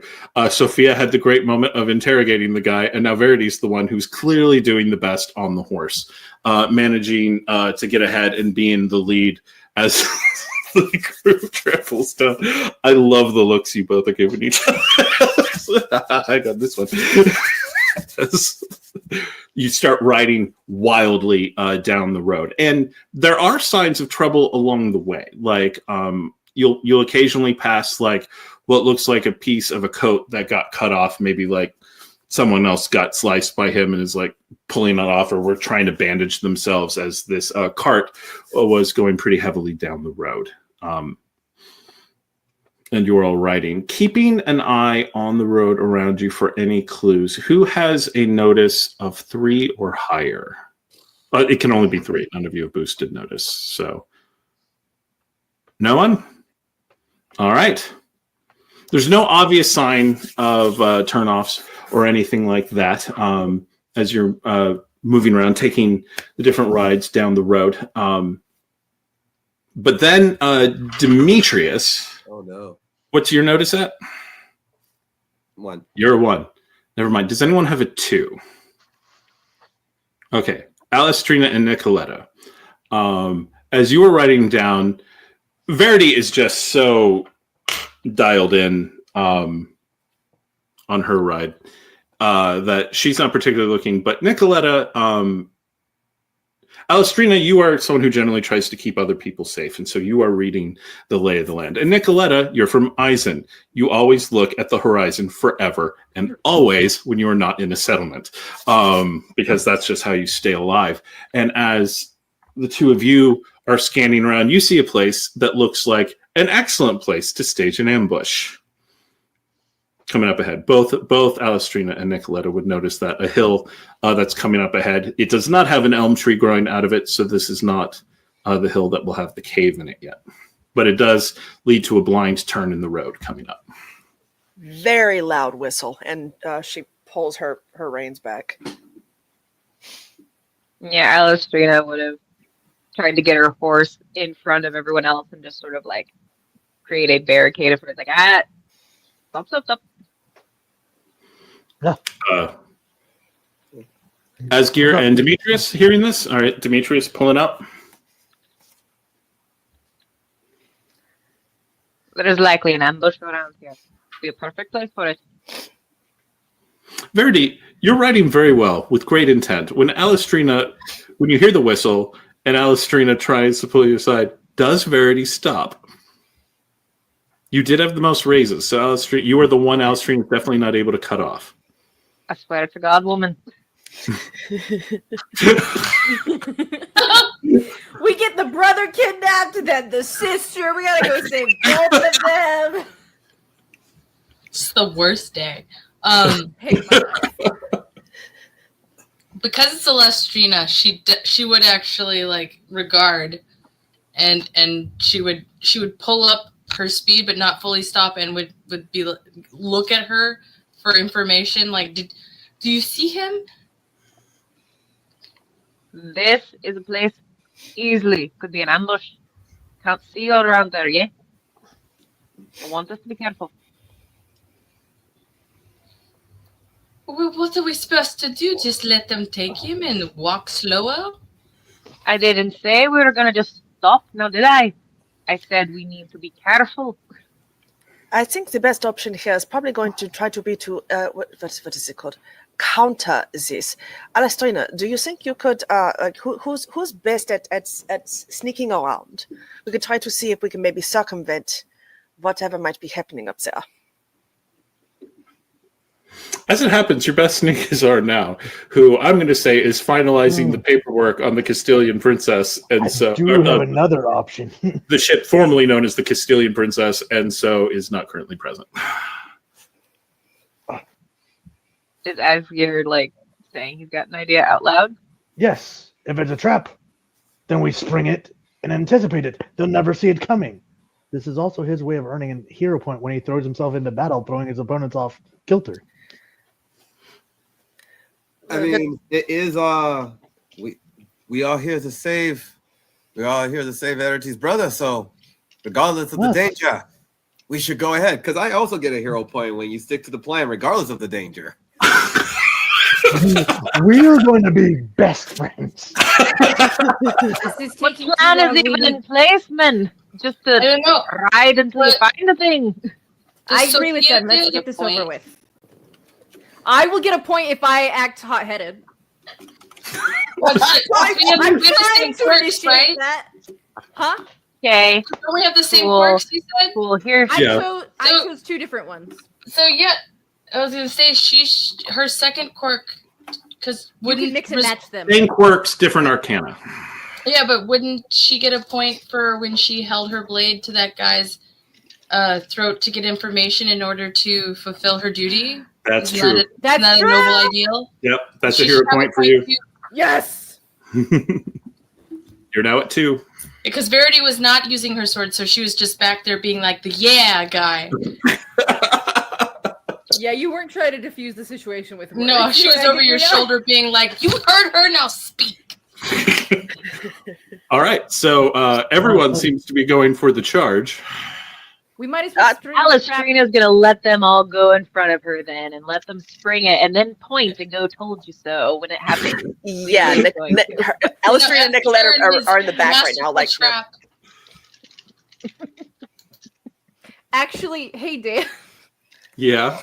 Can I be a bit morally gray here? Sure. What did you have in mind? Let the two men go ahead and try to draw most of the attention, and I ride past them to try and keep going for the brother. Use them as bait. My goal's not these guys, it's to go protect my charge. No, you know what? That's totally fair. You intentionally ride behind, allowing Asgeir and Demetrius to gloriously go into battle and absorb as many blades or bullets as they can before you go through. I respect this. I respect it. Hey, you guys are in danger. He is, and he's my job. Do you respect it enough to suddenly be enamored and maybe seduce her away from my brother? No? Maybe. He's at a strong crossroad. She might, Verity might be really mildly nicer to him afterward. Listen, he's cute, okay? So maybe. I don't know if I want to be a noble woman in your country. Hey, look, Victoire-Couteau is a cool last name, but I'm not sure it's for you. Yeah, your name's a mouthful. All right, so the charge goes in. Asgeir and Demetrius. As you both ride in, I'm going to activate a villain point. As a great deal of a gunfire comes from the hill as you two charge forward. However, this is a brute squad shooting at you, so... Why so many dice? It's a brute Don't worry squad. about it. That was an awful lot of clickety-clacks. That seems like an excessive amount of clickety clacks. This is the first encounter. So, Demetrius and Asgeir, you both get your first dramatic wound as each of you takes a musket shot to the shoulder. Okay. The one that was aimed at Sophia behind them did not get there on raises. So, yeah, the gunfire goes off. You both have your first your first dramatic wound, and then about I'm going to say 2 brute squads of 7 each stand up from either side of the path and start moving in on those who are currently forward. So that would be Asgeir, Demetrius, Verity, and Sophia. Can I activate virtue to escape the situation alone? Yes, you can. I don't care about them. I care about my client. Verity is out of the fight. Not Verity. Sophia is out of the fight. Bye. Alastriona and Nikoletta are back from Riding the on fight. past all 7 of them. Yep. Have fun. I gotta go save your brother. Oh, she had better save her brother. Swear to God. Have fun.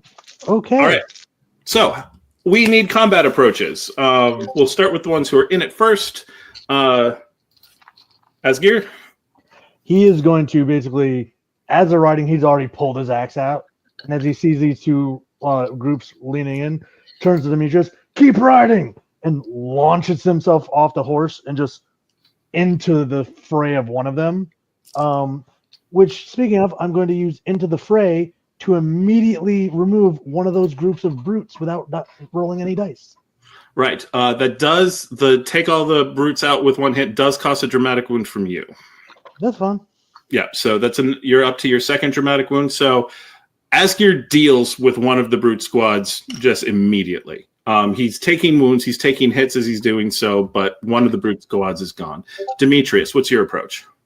I am kind of strifing and slashing with my blade. Okay. And yeah, just kind of. Are you engaging with them, or are you trying to ride through them? No, I'm engaging with them. Okay. We're wiping these guys. All right, so that is finesse weaponry on your part. Verity, what's your approach? She would first visually assess if Asgeir or Demetrius are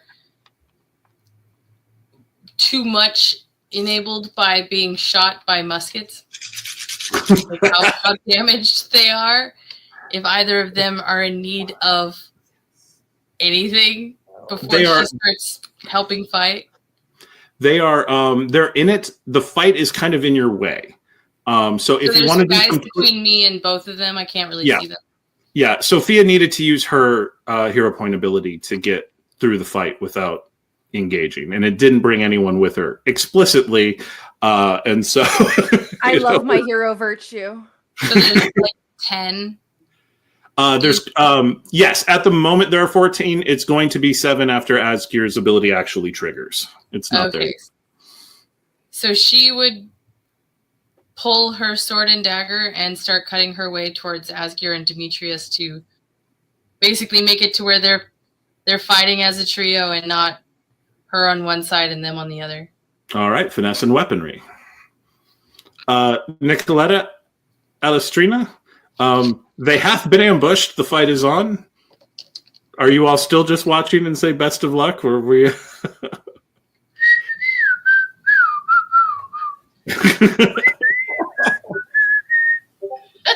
I respect that. No. Verity's in there, and I should be in there. So I suppose I can't leave Demetrius handles this all by himself. This nonsense.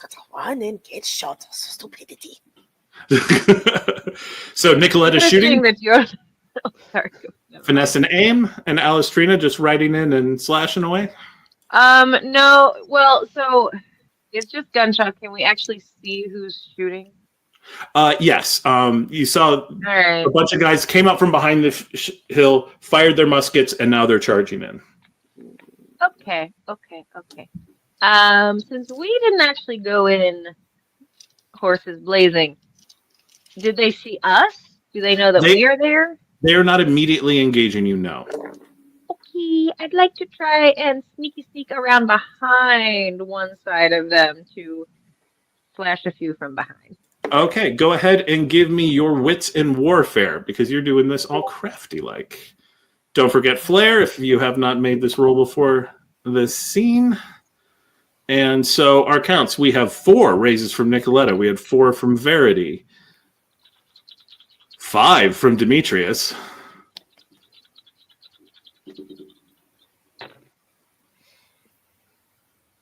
Ooh.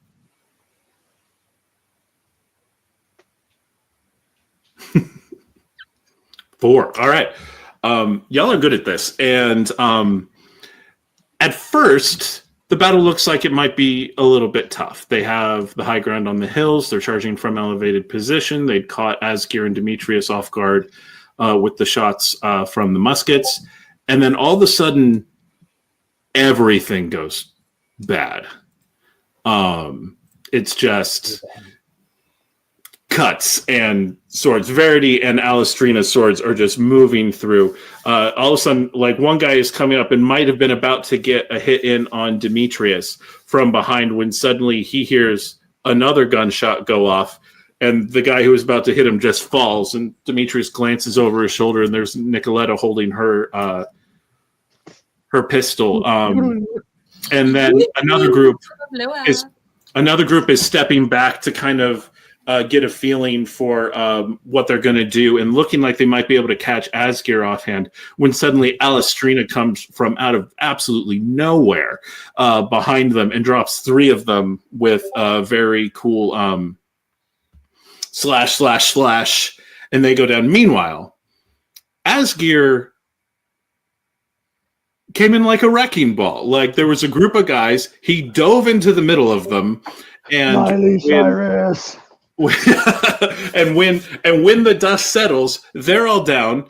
He's hurt. He's at his second dramatic wound. He's not feeling the best, but they're down and he's not.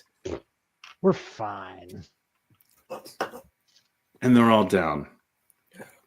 Not all of them dead, but definitely down and disarmed and out of the fight. Right before we move on, I look at one of the dead bodies, like, wait. And if it doesn't move, like, okay, we're good. Yeah. No sign of hexen work from this particular crew. We're always going to be very paranoid of that now. For what? The bodies stay dead. Thank you. This is like almost the first time. This is literally the first time. Verity, glancing around, Sophia nowhere to be seen.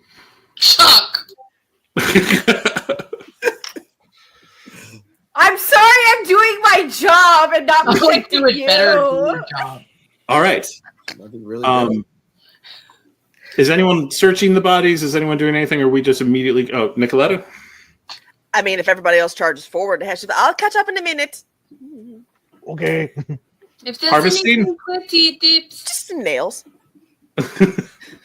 Every time. Only out of the living ones, though. That's what you get.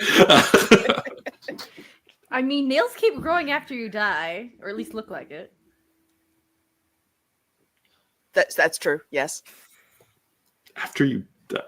Yeah. Yeah, Anyway. your body shrinks, so it looks like your nails. Oh, grow. okay. I see what you're saying. yes, but if she took nail clippings, the clippings are not going to keep growing. No. It is No, very different. I took the whole nail. I have pliers. Oh, From the living. Verity And the is so happy she pays not that close They attention. tried to shoot my bodyguard. I take that shit personal. Yes. They succeeded in shooting your body. Exactly. Hence, I got their nails. Exactly Just according no. to that. I don't come for ankles. I come for fingers. No, So, the rest... As the rest of you start getting... did y'all just hop back onto the horses and ride with Nikoletta saying, I'll catch up? Yeah. Just look over. Are you going to be okay? And look around. Everyone's kind of dead or unconscious. Yeah. I'll be fine. I'll be fine. But 30 seconds. It's fine. It's fine. Don't worry. KT will get me up there. Pat the horse. Ooh, that's a good one over there. That one's a little bit grown. She's like, ooh, there's some mold growing over here. Woohoo! All right, so they hop on, and you all get running and riding, and then on the hill in front of you, about, you'd say probably another couple miles out, some rough terrain between you and them. You see a hill with an elm tree growing out of it. In the distance, having made some good time since leaving you all in the battle, you can see Sophia probably a mile and a half ahead of you. Ride like the wind, bullseye! Yeah, exactly. Ride hard. All right. So riding checks again with another 3 risks of wounds. Do I need to do it too? Now you're ahead. We'll bring you back into the rolls when the party catches up. Cool. You're going to be morally gray and mysterious while they're ahead. Vanessa ride again? Yep, Vanessa and ride. Can I spend a hero point for Verity? You absolutely may. Aww. Verity, who had the best roll in the first ride check, you can add another 3 dice. Yeah, I know what I'm doing. All right. So she can catch up to me. Agent caught on. She can be shot. 2 successes. So it'll be a successful ride with 2 minor wounds. 3 successes, 1 minor wound. 3 successes, 1 minor wound. 4 successes, not a 1. And you're not on the road now. I figure you're not going to be doing the hard ride to catch up, probably, because I imagine Nicolette is actually like logging what she got. Okay, This is her horse. Clip, Yeah. clap, clip, clap, clip. Clap, clip. Where did they get a Budweiser wagon from? Anyway, You said the word. all right, you all get ahead. You take the wounds, and by the time you are approaching the cave, there's no sign of Sophia. You do see the horse she rode in on, about 100 yards or so before the hill has been left with the reins kind of loosely tossed over the branch of a local tree, but no immediate sign of her as you all come together. She probably left your immediate view after a turn in the path, we'll say a mile into your ride. Was the cave that was mentioned visible from here? You don't see an entrance, but it's the kind of hill you would not be surprised to find a cave in. You as a Montanian would know there's a lot of like rocky structures like that around here. And yeah. Verity wouldn't even like hesitate. She'd hop off her horse and leave it alongside the other one and start looking for the cave that was mentioned. All right. Go ahead and give me your wits and notice then, Verity. I have a notice now. You do. So exciting for you.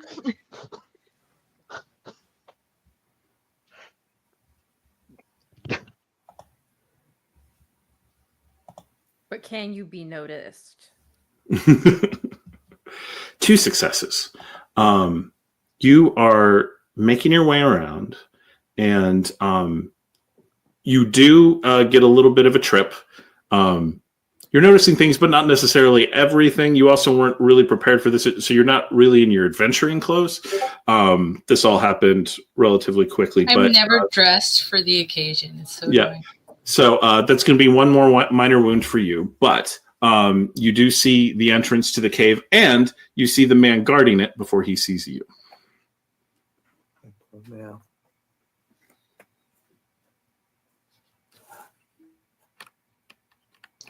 Man, I wish I had aim. So just throw a dagger right at him. I mean, you can throw it unskilled with just your straight finesse. I mean, it'd still be 5 dice. How would it be 5 dice? My finesse is 4. Oh, plus the 1 for flair. Yeah. Yeah. Yeah, it'd be worth it. Yeah, she's gonna throw a dagger at that guy. Even if she missed, at least he's startled. Okay. Yeah, make your roll. I was going to say you need at least 1, but with 5, it's actually, you know what? Because you're doing this difficulty, I'm going to spend 1. We're raising the threshold of successes to 15. You're such a dick, and I hope you die. And you know what? I still got 2. All right. The guy's looking around. The guy's standing there.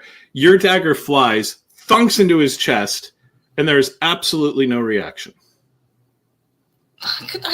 We would no zombies. You walk up, and your dagger's in his chest, So Megan, and he is dead. Megan at Bernie's, is he like just strung from a fucking branch? He has been leaned up against the hill wall that he's standing against, and you can see where he was clearly slashed through the heart with a rapier. Fucking Bruno, God. She'd pull her dagger back out of it and like We don't wipe talk it about on Bruno. him, clean it off, just like ugh. She'd put it back where it goes, and she'd walk inside. Now less worried because she'd assume everywhere from now on is just corpses. Like, all right, the rest of the party coming up behind Verity. She had the best ride, but by this point, you all got up and you watch as she's like irritated, like Demetrius. You saw a very good dagger throw. You were also surprised that the person gave no reaction whatsoever, and then are able to put together what you would recognize as a very the sort of thing you might have done in your mercenary days of going in and cutting a guard, but leaving him up so people don't think the place is unguarded. the dodging. Yeah. When he's sure Verity's out of earshot. That's fucking good work right there. I ain't gonna lie. That's home right there. That's respect. And are you interested in triggering your don't you dare. It's up to you. You tell me. With her now, yeah. Trigger your what? So I apparently. You wanna trigger your hubris. that hero point. You really need it. Itching for some pointage. Okay, so now let the record show irritated mouse is funniest mouse, and we need to do this at every possible You opportunity. receive a hero. Enamored and get a hero point back. I do Alright. get a hero point back if I get enamored. But As you for get now, enamored, all right. but for now, Demetrius Penn is attempting to be a better man. And Oh, is he now? Doesn't mean you have to act on it, but yeah, you're like, Look But at there her. is a Red battle hair. of- She's beautiful. You sure you don't want to steal her away from my brother? this is where well, maybe it wouldn't be a bad thing if you. he's she very did say that she wanted very me to. Careful, Okay. Demetrius. Catch scratch fever is very catching. Yes. All right. The group has now caught up with Verity, and you're at the mouth of the cave. To your surprise, you were probably expecting just a simple little carved out thing, like a bear cave or something, like, but instead you see what appears to be a tunnel going down.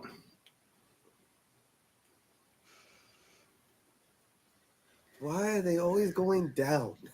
But it's not always so bad. Don't look at me like that.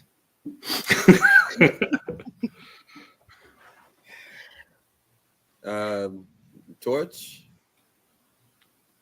Are there like torches out? Not that you immediately see, though. Actually, no. To be fair, the one guy would have had one. Oh no, he had one, but then Sophia took it. So yeah, there are no torches at the entrance. It does look like there was a place where one would have been mounted, where the guard could have left it for when he was coming up and down, but it is currently missing. Oh, she's so good. Given that we took off, this is pretty dark whenever we set sail for this whole little escapade, right? Mm-hmm. Nikoletta probably would have insisted on having at least 2 torches just in case. Okay. So she's, I've got it, hang on. And then like KT the whole time is like walking in a circle. She said, stop that, I'm trying to get some out. Stop it. She's just arguing with the horse while she's pulling the torches out. All right. Nikoletta catches up to you all as you're kind of like figuring out a thing, and then has a couple of torches that Just 2. anyone taking them? So Nikoletta's got one. Anyone want to grab a second? Did anybody want to see? Verity would take the second one and not even say anything. She'd just take it and start heading into the. She's just like, Oh, okay, I am not okay. leaving that slut with my brother in the dark cave. All right. So as you start walking in, You might be getting enamored. Just kidding. It doesn't Verity, count. Verity, do you want this? No. You start. It's like a double-edged sword, but also like a win-win for him, because if he does decide to start fawning over Sophia, Verity will think that he's doing what she asked. Like, No, he cannot. Like, if he did that, he would be in the best position, because she'd just be like, "Oh my God, he cares so much for me. I'm going to sleep with that whore. I'm so conflicted. I don't know." Your mistake was trusting a Vadachi.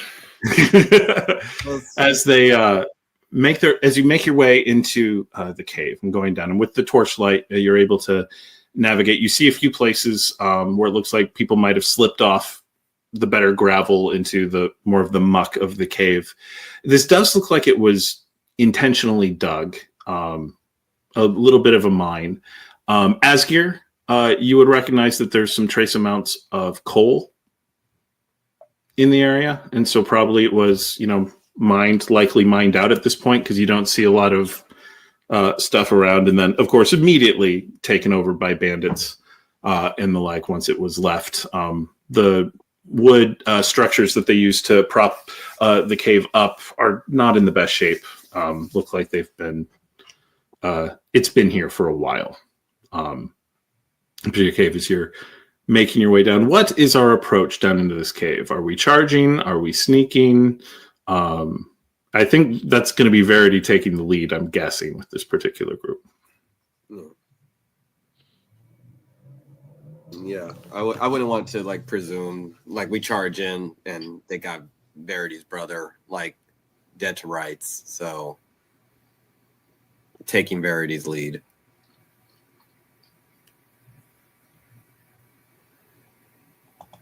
I'm pulling up the rear of whatever the marching order is.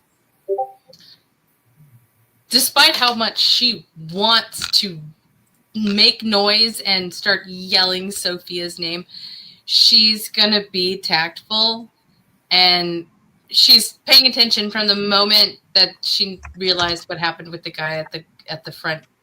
She would start looking for signs of where Sophia went. All right. What's the notice?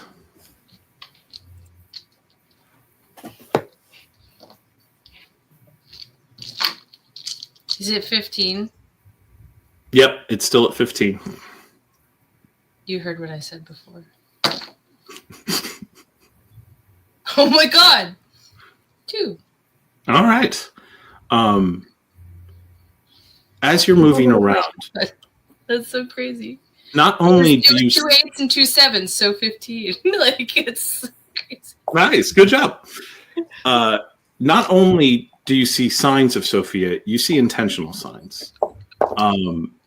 The Sisters of the Ambrosia School have a sort of marking system that they use when they think that they're going to be going in place together, little hash marks that can be left in the wall. And you see reports from Sophia that she would know you would be able to see coming in 3 guards ahead. And then later on, 2 guards evaded, 1 body to the left. Ammo if you need it on the body. Little tricks and marks that she's doing, clearly knowing that you all are going to be coming up behind her and giving you what intel she can. I got your back, girl. It's more like we got yours, but okay. Wow. Y'all seriously should have seen the text thread between them. So what's your approach, Verity? So now that you've seen, She would share the info, like point at where there should be a body with some ammo and so forth, and making sure to step to the side and be quiet when there's apparently guards coming through ahead. mm-hmm. But she would just follow the clues and try and assess how many that they're going to have to deal with at the end of things, because even if they get by some now, they're going to have to fight their way out. Suddenly you see a mark that says, warning, there's a lot of them down here. So Verity would double back a little to speak to Alastriona.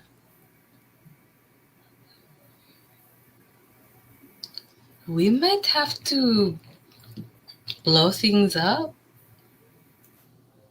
There's a lot of men that we might have to escape through. I don't know if you can find anything around here to make a big boom, or at least to make a big hole for us to get through. And Alastriona will just start looking around. No, I might be able to figure out something, and we're going to... Can I use my handy to do this? You absolutely can use your handy. You have gunpowder available that Sophia has actually pointed out, plus any you might have had on yourself. There's residue of coal in the walls. There have been uncouth people using firearms down here, and so you very quickly, looking around, have a clear-eyed idea on how, with just a few well-placed blasts, you could bring this whole cave system down.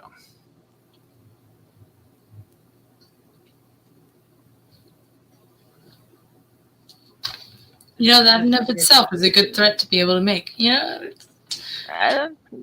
well, all right. So suddenly everybody's going to start watching Alastriona is just collect. It almost looks like Nikoletta when she's collecting things. She's going around grabbing like stuff off the wall. She's gathering the gunpowder. She's makeshifting things for it all to go into, and like sort of whistling as she's doing it. Like she's very nonchalant, like and done. All right, you now have a setup that with a fuse that can be however long as you want it.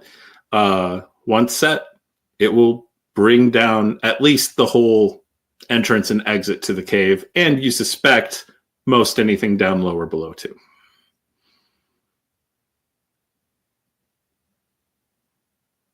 Excellent. All right, where do you want me to put this? Let's just keep it as a trump card for the moment. If we can threaten them into letting us go once we find Sophia and my brother, then we can have proof that you have something to destroy all of us. And you know what? I am kind of willing to die for him today.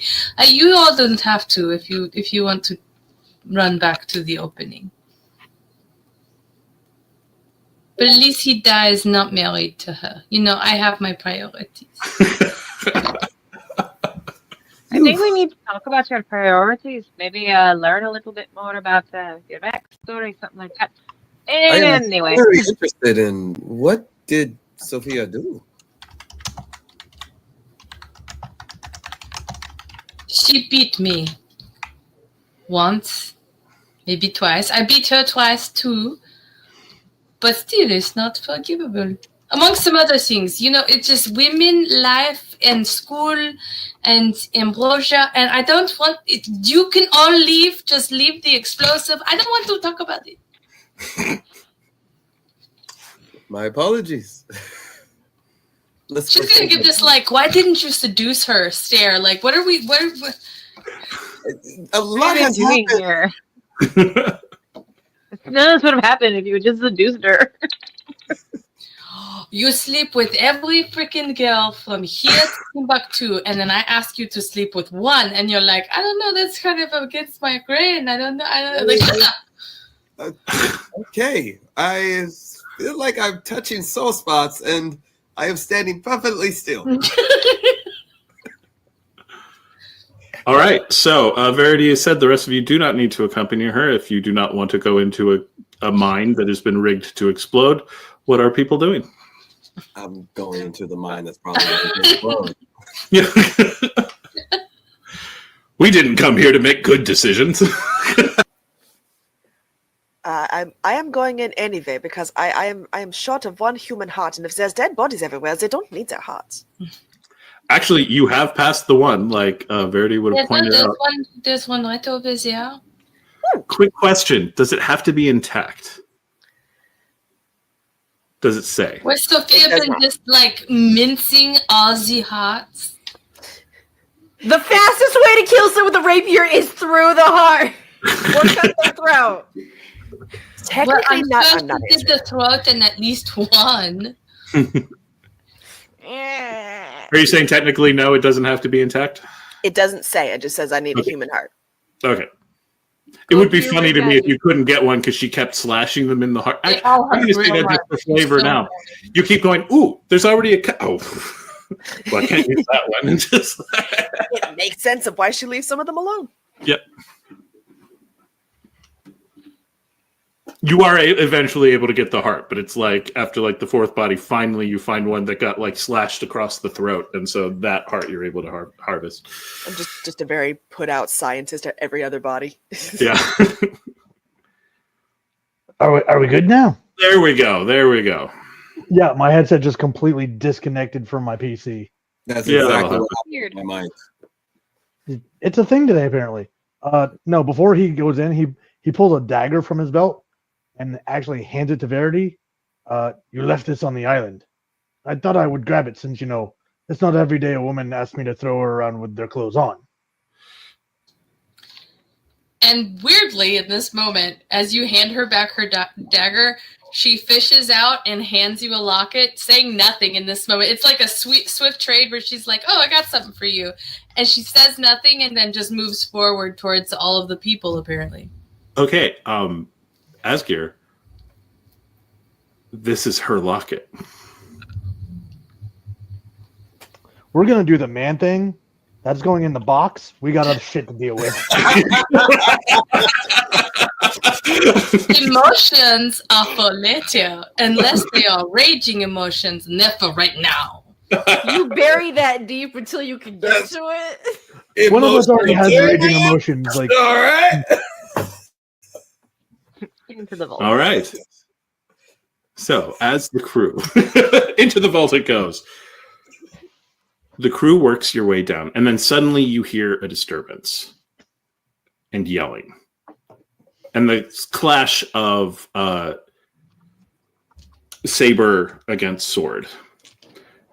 And as you go down and look, you see Sophia surrounded.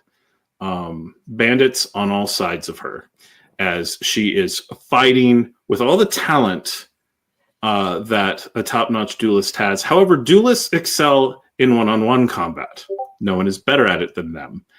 However, this is a large group, and they are taking her toll. Sophia, we are taking you to your second dramatic wound. I hadn't even reached my first. Yeah, you've been fighting a lot of guys for a long time on your own. That's fair. that is totally fair. That is fair. You know what? And quick reminder, because of your first dramatic wound, all of your rolls are going to go, all your dice pools are going to go up by 1. But now that because you're at your second dramatic wound, all of their dice pools also. Oh, that reminds me. Uh-oh. Okay, that didn't get them to a third raise. Okay, can I freaking make my roll to fight them up? You have been. I kind of handled it behind the scenes just to keep us moving along because it was off camera. So as you rush out and rush. Okay, well, actually, I don't know if you're going to rush out. You see Sophia. She is surrounded. The fight's going all right, but it's clear they're starting to take her toll. She's been cut a few times. And you do see she has managed to put herself between most of them and Mael. None of them have a blade to him at the moment. So are we coming upon this like down low or up and then looking? You've been descending this whole time. So you enter into a fairly large cavern area, which seems to be their main camp. And you're guessing there's probably 30 of them Jesus fuck. In the cave right now. About 12 already down on the ground. But what else is in the cave? What? What else is in the cave? Is this like where they sleep? This is their tent? There are tents, there are bedrolls, there's places where they've kept food and stuff that looks like they might have stolen from caravans, cages for where they keep prisoners. No one in the cages at the moment. So Verity would like run and jump and flip and like literally like athleticize to get over some bodies to get closer to Sophia and between them and her brother. Okay, so Verity is Leroy Jenkinsing in with the power of anime. Other approaches. I am jumping right into the fray, and when I kind of run in, crossing Verity, is like, I do this for you, and I take out my pistol and I go to like almost guard Sophia, and like put my shoot the guy like next to her and throw the dagger around her, kind of being within her space a little bit, attempting to maybe do a little bit of finesse around her. It's like, well, Fadashi and us alone. Do you know you know the movie Mr. and Mrs. Smith? Yes, that's 100%. Is it like Brad and Angelina? That movie. All right. So I'm hearing a lot of ranged stuff, so I'm going to say that's going to be a finesse and aim for you. Verity, it was your finesse and weaponry. I'm going to call this a new scene, so our range for raises is back down to 10. Asgeir? So as he's coming down, like Asgeir finds this cart that's been set up on the side with supplies. Mm-hmm. He's like taking the blocks from the wheels and like getting up between it and the wall and shoving it down towards them. Fascinating. I'm going to call that wits, and because you're aiming the thing, but rolling it. I'm going to give you your warfare for this one. This is you taking advantage of the terrain. Yeah. Alastriona. Let's see here. What? If there was ever a role I needed this to happen with, I love that it's this one. What happened? Holy cow. Okay. Dang. Wow. All right. There's nothing Alastriona? but hands. Holy cow. That feels special. Okay. I am Let's special. see. Special to me. Sorry. Mark, So- adorable. 2 hours and 28 minutes. No, go ahead. Let me love him. Honestly, probably would have followed Verity very closely and made sure to be protecting her through everything because she's got a bit of a hothead right now. Yeah, so that's going to be your finesse and weaponry as you're more focusing on keeping people off of her than being your usual Yeah, blender. we're not blendering right now. We're going, I should defend the person that I, am supposed to defend. Nikoletta? I am assisting from a distance with whenever a shot needs to be fired off, she'll fire off a shot, but she's not getting too close because she's not really that good in close quarters combat. All right, finesse and aim. And Sophia, you see the main thing you see because you're getting tired. Like this has been. I'm wounded. You are wounded. You've been doing some really great stuff, but you look up and you see Verity just in the air coming down to support. And for all of the differences you've ever had with her, one of the best fighters from the Ambrosia School is about to join you in combat. What is your approach? I hate that I love to see her coming. Dang it. Does this count as a new scene for me as well? Yes. Fantastic. So great that they're all here. Extra support, fantastic. Knew they'd come. My goal is still to get this guy out of here. So if I can use them as a distraction and like a battering ram, I'm gonna do it. So I would like to spend my last hero point to once again use my Duelist Academy Ambrosia to like just really amp up my weaponry score using Finesse and Witness to just people drag him along with me. So that is finesse plus wits plus weaponry. Plus flair. Plus the bonus dice because I'm injured. Yeah. Okay. So we have too many dice.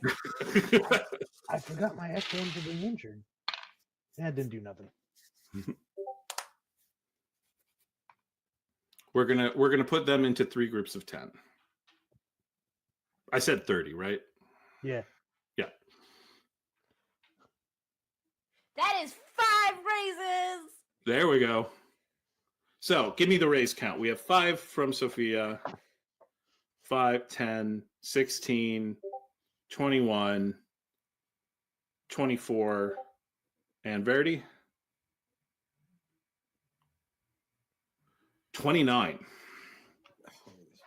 I forgot the one because we were injured and I wrote it and gave me 5. I was like, hell yeah. Nice. Go. There were 30 of them. 29 die or are knocked out or whatever happens as you all just move. And it's like an Avengers team up. This is full on splash page.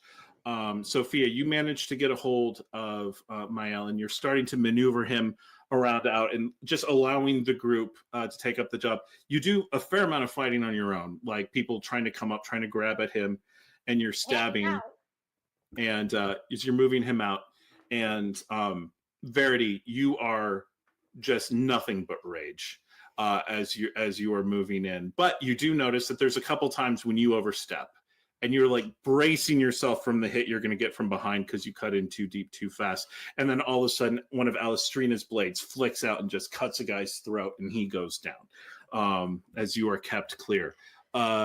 Demetrius, you fighting in your support role for Sophia and keeping her clear with thrown daggers and fired shots. You were able to kind of blaze a path for her as well. And sometimes when she was maybe about to get caught up together and drop someone, there's a whole group that's kind of going down. They go and run to grab some guns that they're going to bring into the fight and start shooting.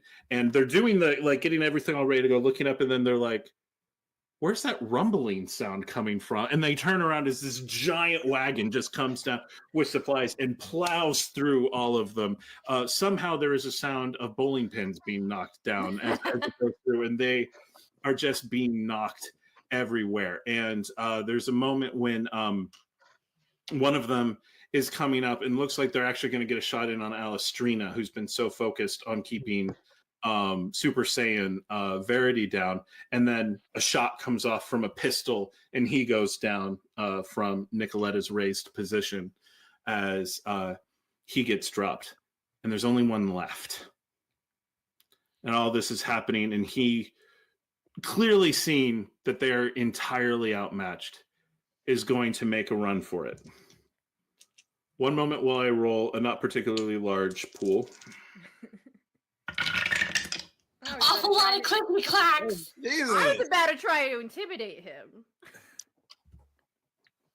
As he's running up and he's charging straight into you, Sophia, you took a turn and your ankle kind of turns and you go around and this guy's coming through, and Mael steps up and with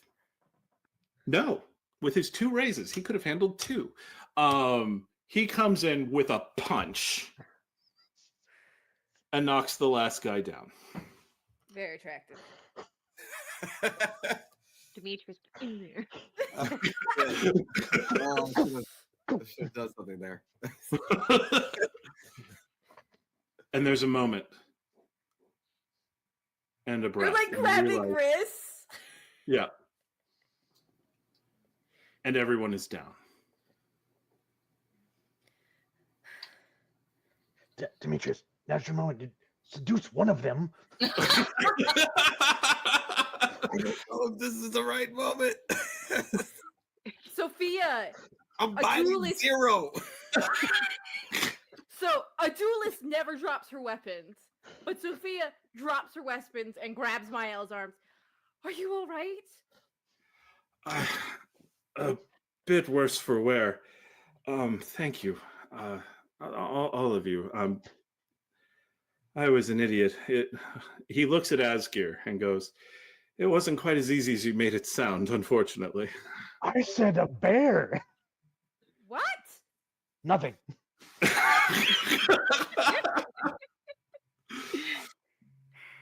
And he looks. Hey, Kavala. He looks at Sophia. They were menacing some kids, and I threatened them to leave them alone, and they recognized me, and it wasn't my best decision ever. You sentimental idiot. And she shakes him a little.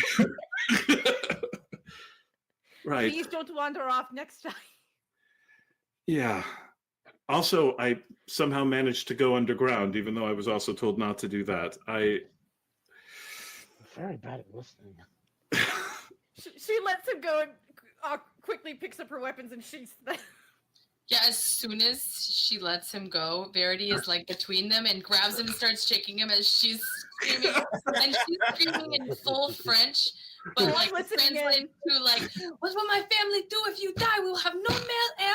What would it matter if I get married and I become a marchioness if there's no heir for your side to marry with some status? Why was I even doing this if you're going to kill yourself underground with the hole over there? And I cannot believe you're doing that."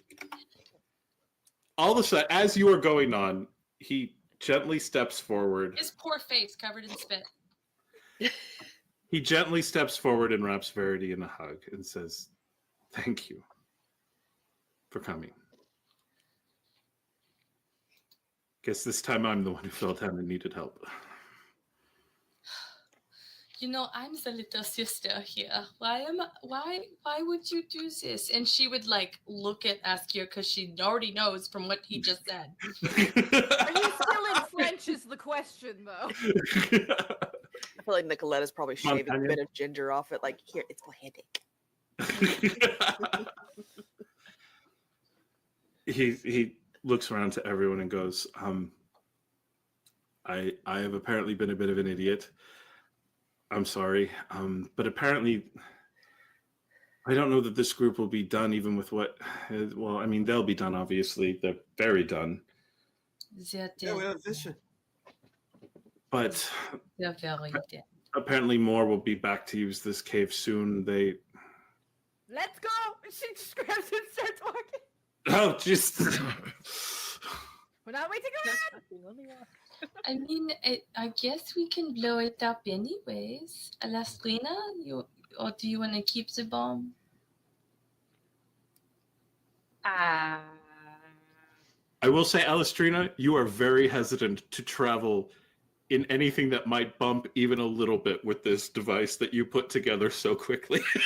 Yes, Alastriona, Abby really enjoys the idea of the chaos factor. Alastriona is like,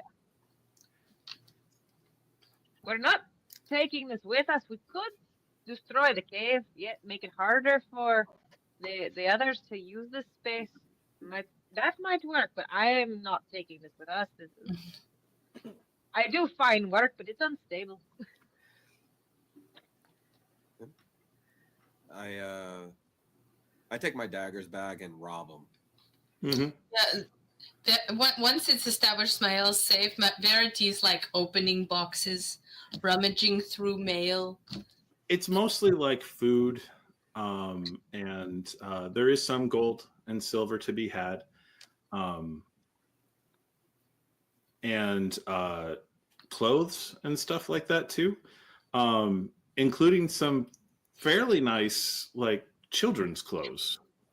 You notice apparently one wagon they hightailed had a shipment of clothing on it, clearly never worn and in very nice condition.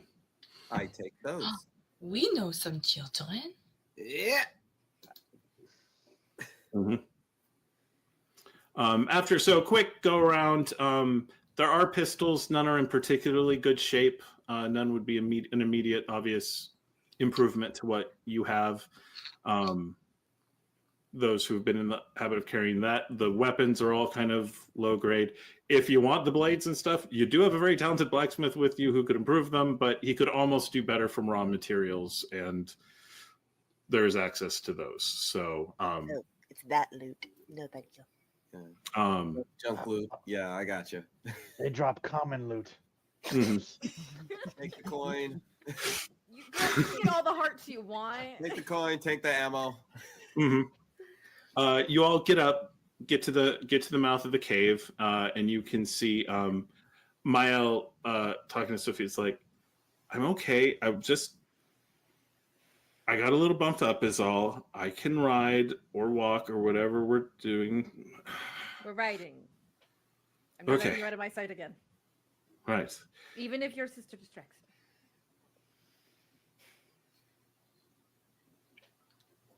At some point, you're going to have to tell me the story of what happened between the two of you. Oh, she's jealous. The hair flip. So savage. He smiles and says, she's one of the most competent people I know. And so that says good things about you. Yes, she's a very skilled duelist. We're rivals at school. Let's get going. All right. He's the one person here who does not have a horse. He's riding my horse. We're done. We're going. Okay. He hops on with Sophia. Means she can't get ahead of everyone because her horse is carrying through. That's fine. And everyone is able to make the trip back into town. I do When make you all the get game back, boom. when you get out, you've already done the thing, so we know it's going to work. How long do you set the fuse for?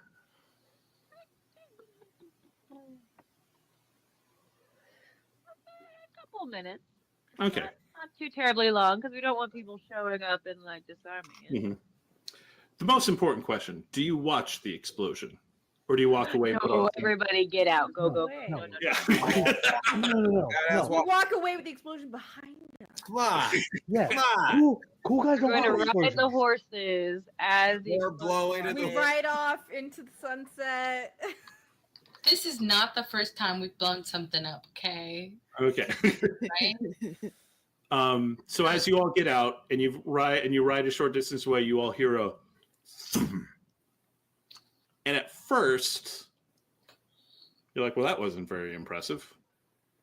And one of you glances over and you watch as the entire hill collapses down into the ground as a giant sinkhole forms itself. It's not quite deep enough to be a valley, but there are several streams that are going over that particular bit. And you see them immediately diverted in, and there is now a new pond forming in the area where all these streams are pouring into where the cave network was collapsed. Safe to say, no bandits will ever be using that ever again. Unless they can hold their breath for a really long time. We'll call Oh it my God, I can Alastriona's make Pond. Call that a dawn light special. All right. I am a god. I can make things. You- It is helpful. So you ride back. You get to town. By the time you get there, the crew is starting to get ready. They believe they'll be ready to make the passage across to Carleon in the morning. And what are you all doing? Are you going to hang out for a while, or are you going to go ahead and start your trip towards the capital of Montaigne tonight? Nikoletta is going to beg that we stay at least one more night because I have experiments to conduct on the rose. We get some supplies. We can stay another night. Yeah. Demetrius is Yeah. going shopping. We can see my brother and his capable bodyguard off for their voyage on our ship. Alastriona And would was want that to guy. talk with Verity one-on-one real quick. Sure. Alastrina pulls you aside, Verity. Do you want someone to go with him to keep an eye on her? No, she wouldn't do anything to scathe her own reputation. But I am so hoping that I'm not going to get a letter about wedding plans. I think you and I both know that that's a very high possibility. Do you see how the way they look at each other? She is not likely to just settle down very quickly. I honestly believe that even if there is something there, it would be years before they would do it. So that gives me time to completely destroy it. It'll be fine. You're cute when you're hopeful. All I have is hope. There. She's gonna kind of pat. When Don't the two worry, of we'll you, throw Demetrius at her. I'm sure it'll work out. when My the, aunt would be very boring on long trips. Maybe she'll get tired. when you all rejoin the group, you see that Mael has actually dropped a fair amount of cash in order to put on a really grand feast, like ordered top-notch meal, top-notch drink, sort of as a celebration of his first adventure. Some of you will notice that he's occasionally like he's ordered some ice along with everything else, is occasionally putting his knuckles into it and stuff like that. But because he hit a guy like someone who has not, he did it successfully, but like a guy who has not often hit other people. And so, but it's going well and everything's happening. Does anyone have anything that they want to broach before we pull a scene before we pull a curtain on the evening? Only thing that Demetrius wanted to do light shopping for very expensive raw material for a blade and dagger. For Asgeir to put some smithing, but fine quality. Interesting. Give me your wits and scholarship. You also have the ice and name drop of who you are currently being employed by. And I show you this. Let's see here. May I use a hero point? That's my way of giving you a hero point. Yay!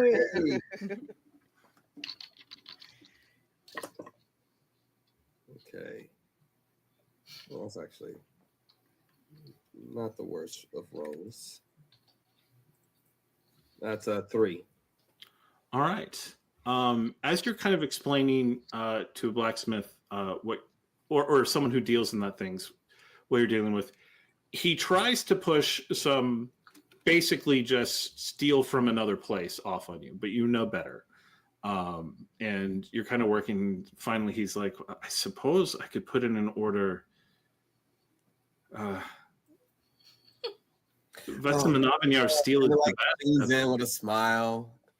So you can find, looking for fine quality. Demetrius Penn can be seen in a soft blade. This thing's sharp, strong. Well, I could probably put in an order with the Vendel League and get you some Vestin steel. It'd probably be here in a couple of weeks. I guess so. At the very least, it can be delivered to my ship, the Dawn Light Breeze. Okay, and he writes all it down and gives you a price. And after you kind of saw him through him the first time, you're getting a decent price for the material, given that it needs to be shipped in.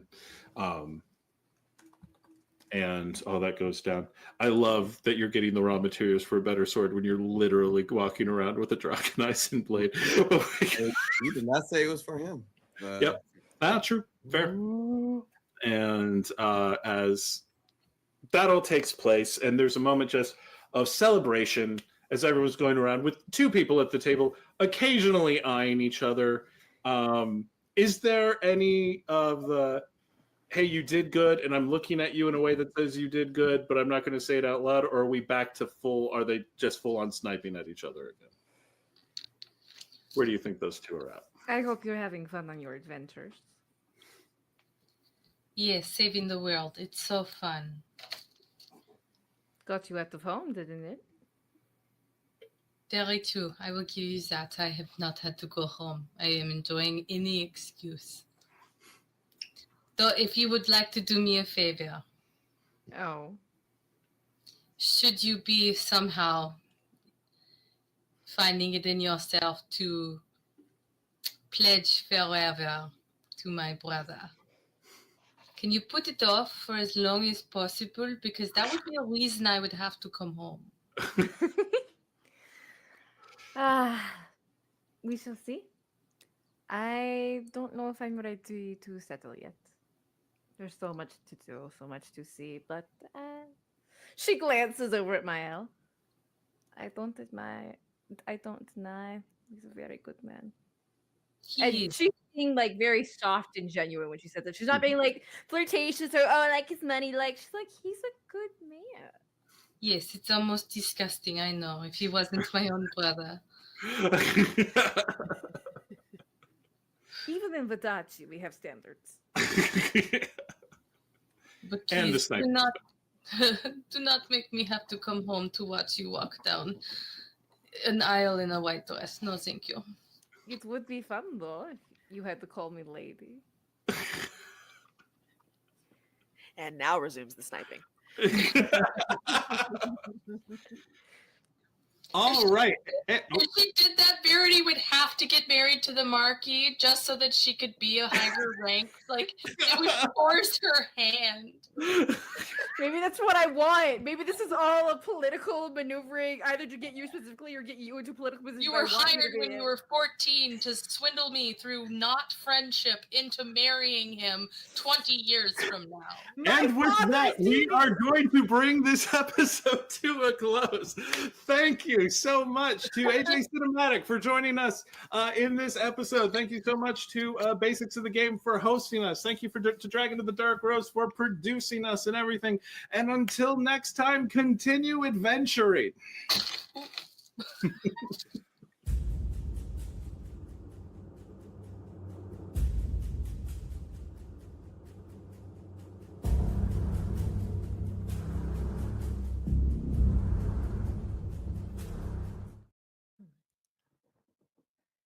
A week has passed. Sophia, you are in Carleon. Mael has come and he is shining in the court, doing very well, being very good at meeting the different members of the court and talking with everyone. And there isn't a lot for you to do. The castle is very well protected by folks around, and so you dutifully keep him in your sight the way you always swore you would, but there is a moment when he is surrounded by literally hundreds of guards and people as a court is going on. You just can't help yourself, and you go for a little bit of a wander as you walk off through the castle. And as you are walking, a figure suddenly approaches you in the hallway. A figure that, though you have tried to keep a decent track on who is in the castle, you have not seen before. Dark Mistress, would you explain what you look like? You would see a woman in dark cloaks with a black rose in her hand, just admiring it. Long dark hair, very pale complexion. Just Sophia, in a moment as you look at her, you almost think you're looking at a strega. But no, it's something else. But she looks at you in a similar way to the strega. And as you're looking close, she's not Vidachin, except there's parts of her that might be. The occasional facial feature or something, you're not quite sure what, but then in another moment you look and you would guess she was from Uzara, or another moment you would look and guess that she's from Eisen. There's even a hint of Montaigne in her, and you're having trouble really clocking, and it takes you a moment to realize that she is wearing this long dark cloak. And as she comes up to you, and you realize she is walking not past you, but to you. Signora? Ciao, just who I was looking for. Oh. Yes, I would like to hire you for a job. I am flattered, but I don't take contracts while I'm in the middle of one. Understandable. Well then, can I at least get some information? Information? We're talking to a Vadache. That's more valuable than my sword. She looks up at you, and her eyes seem to almost pulse and glow, and you can't look away. As she gazes into your eyes, she smiles and leans forward and says, What can you tell me about the Victoire-Couteau girl? and scene.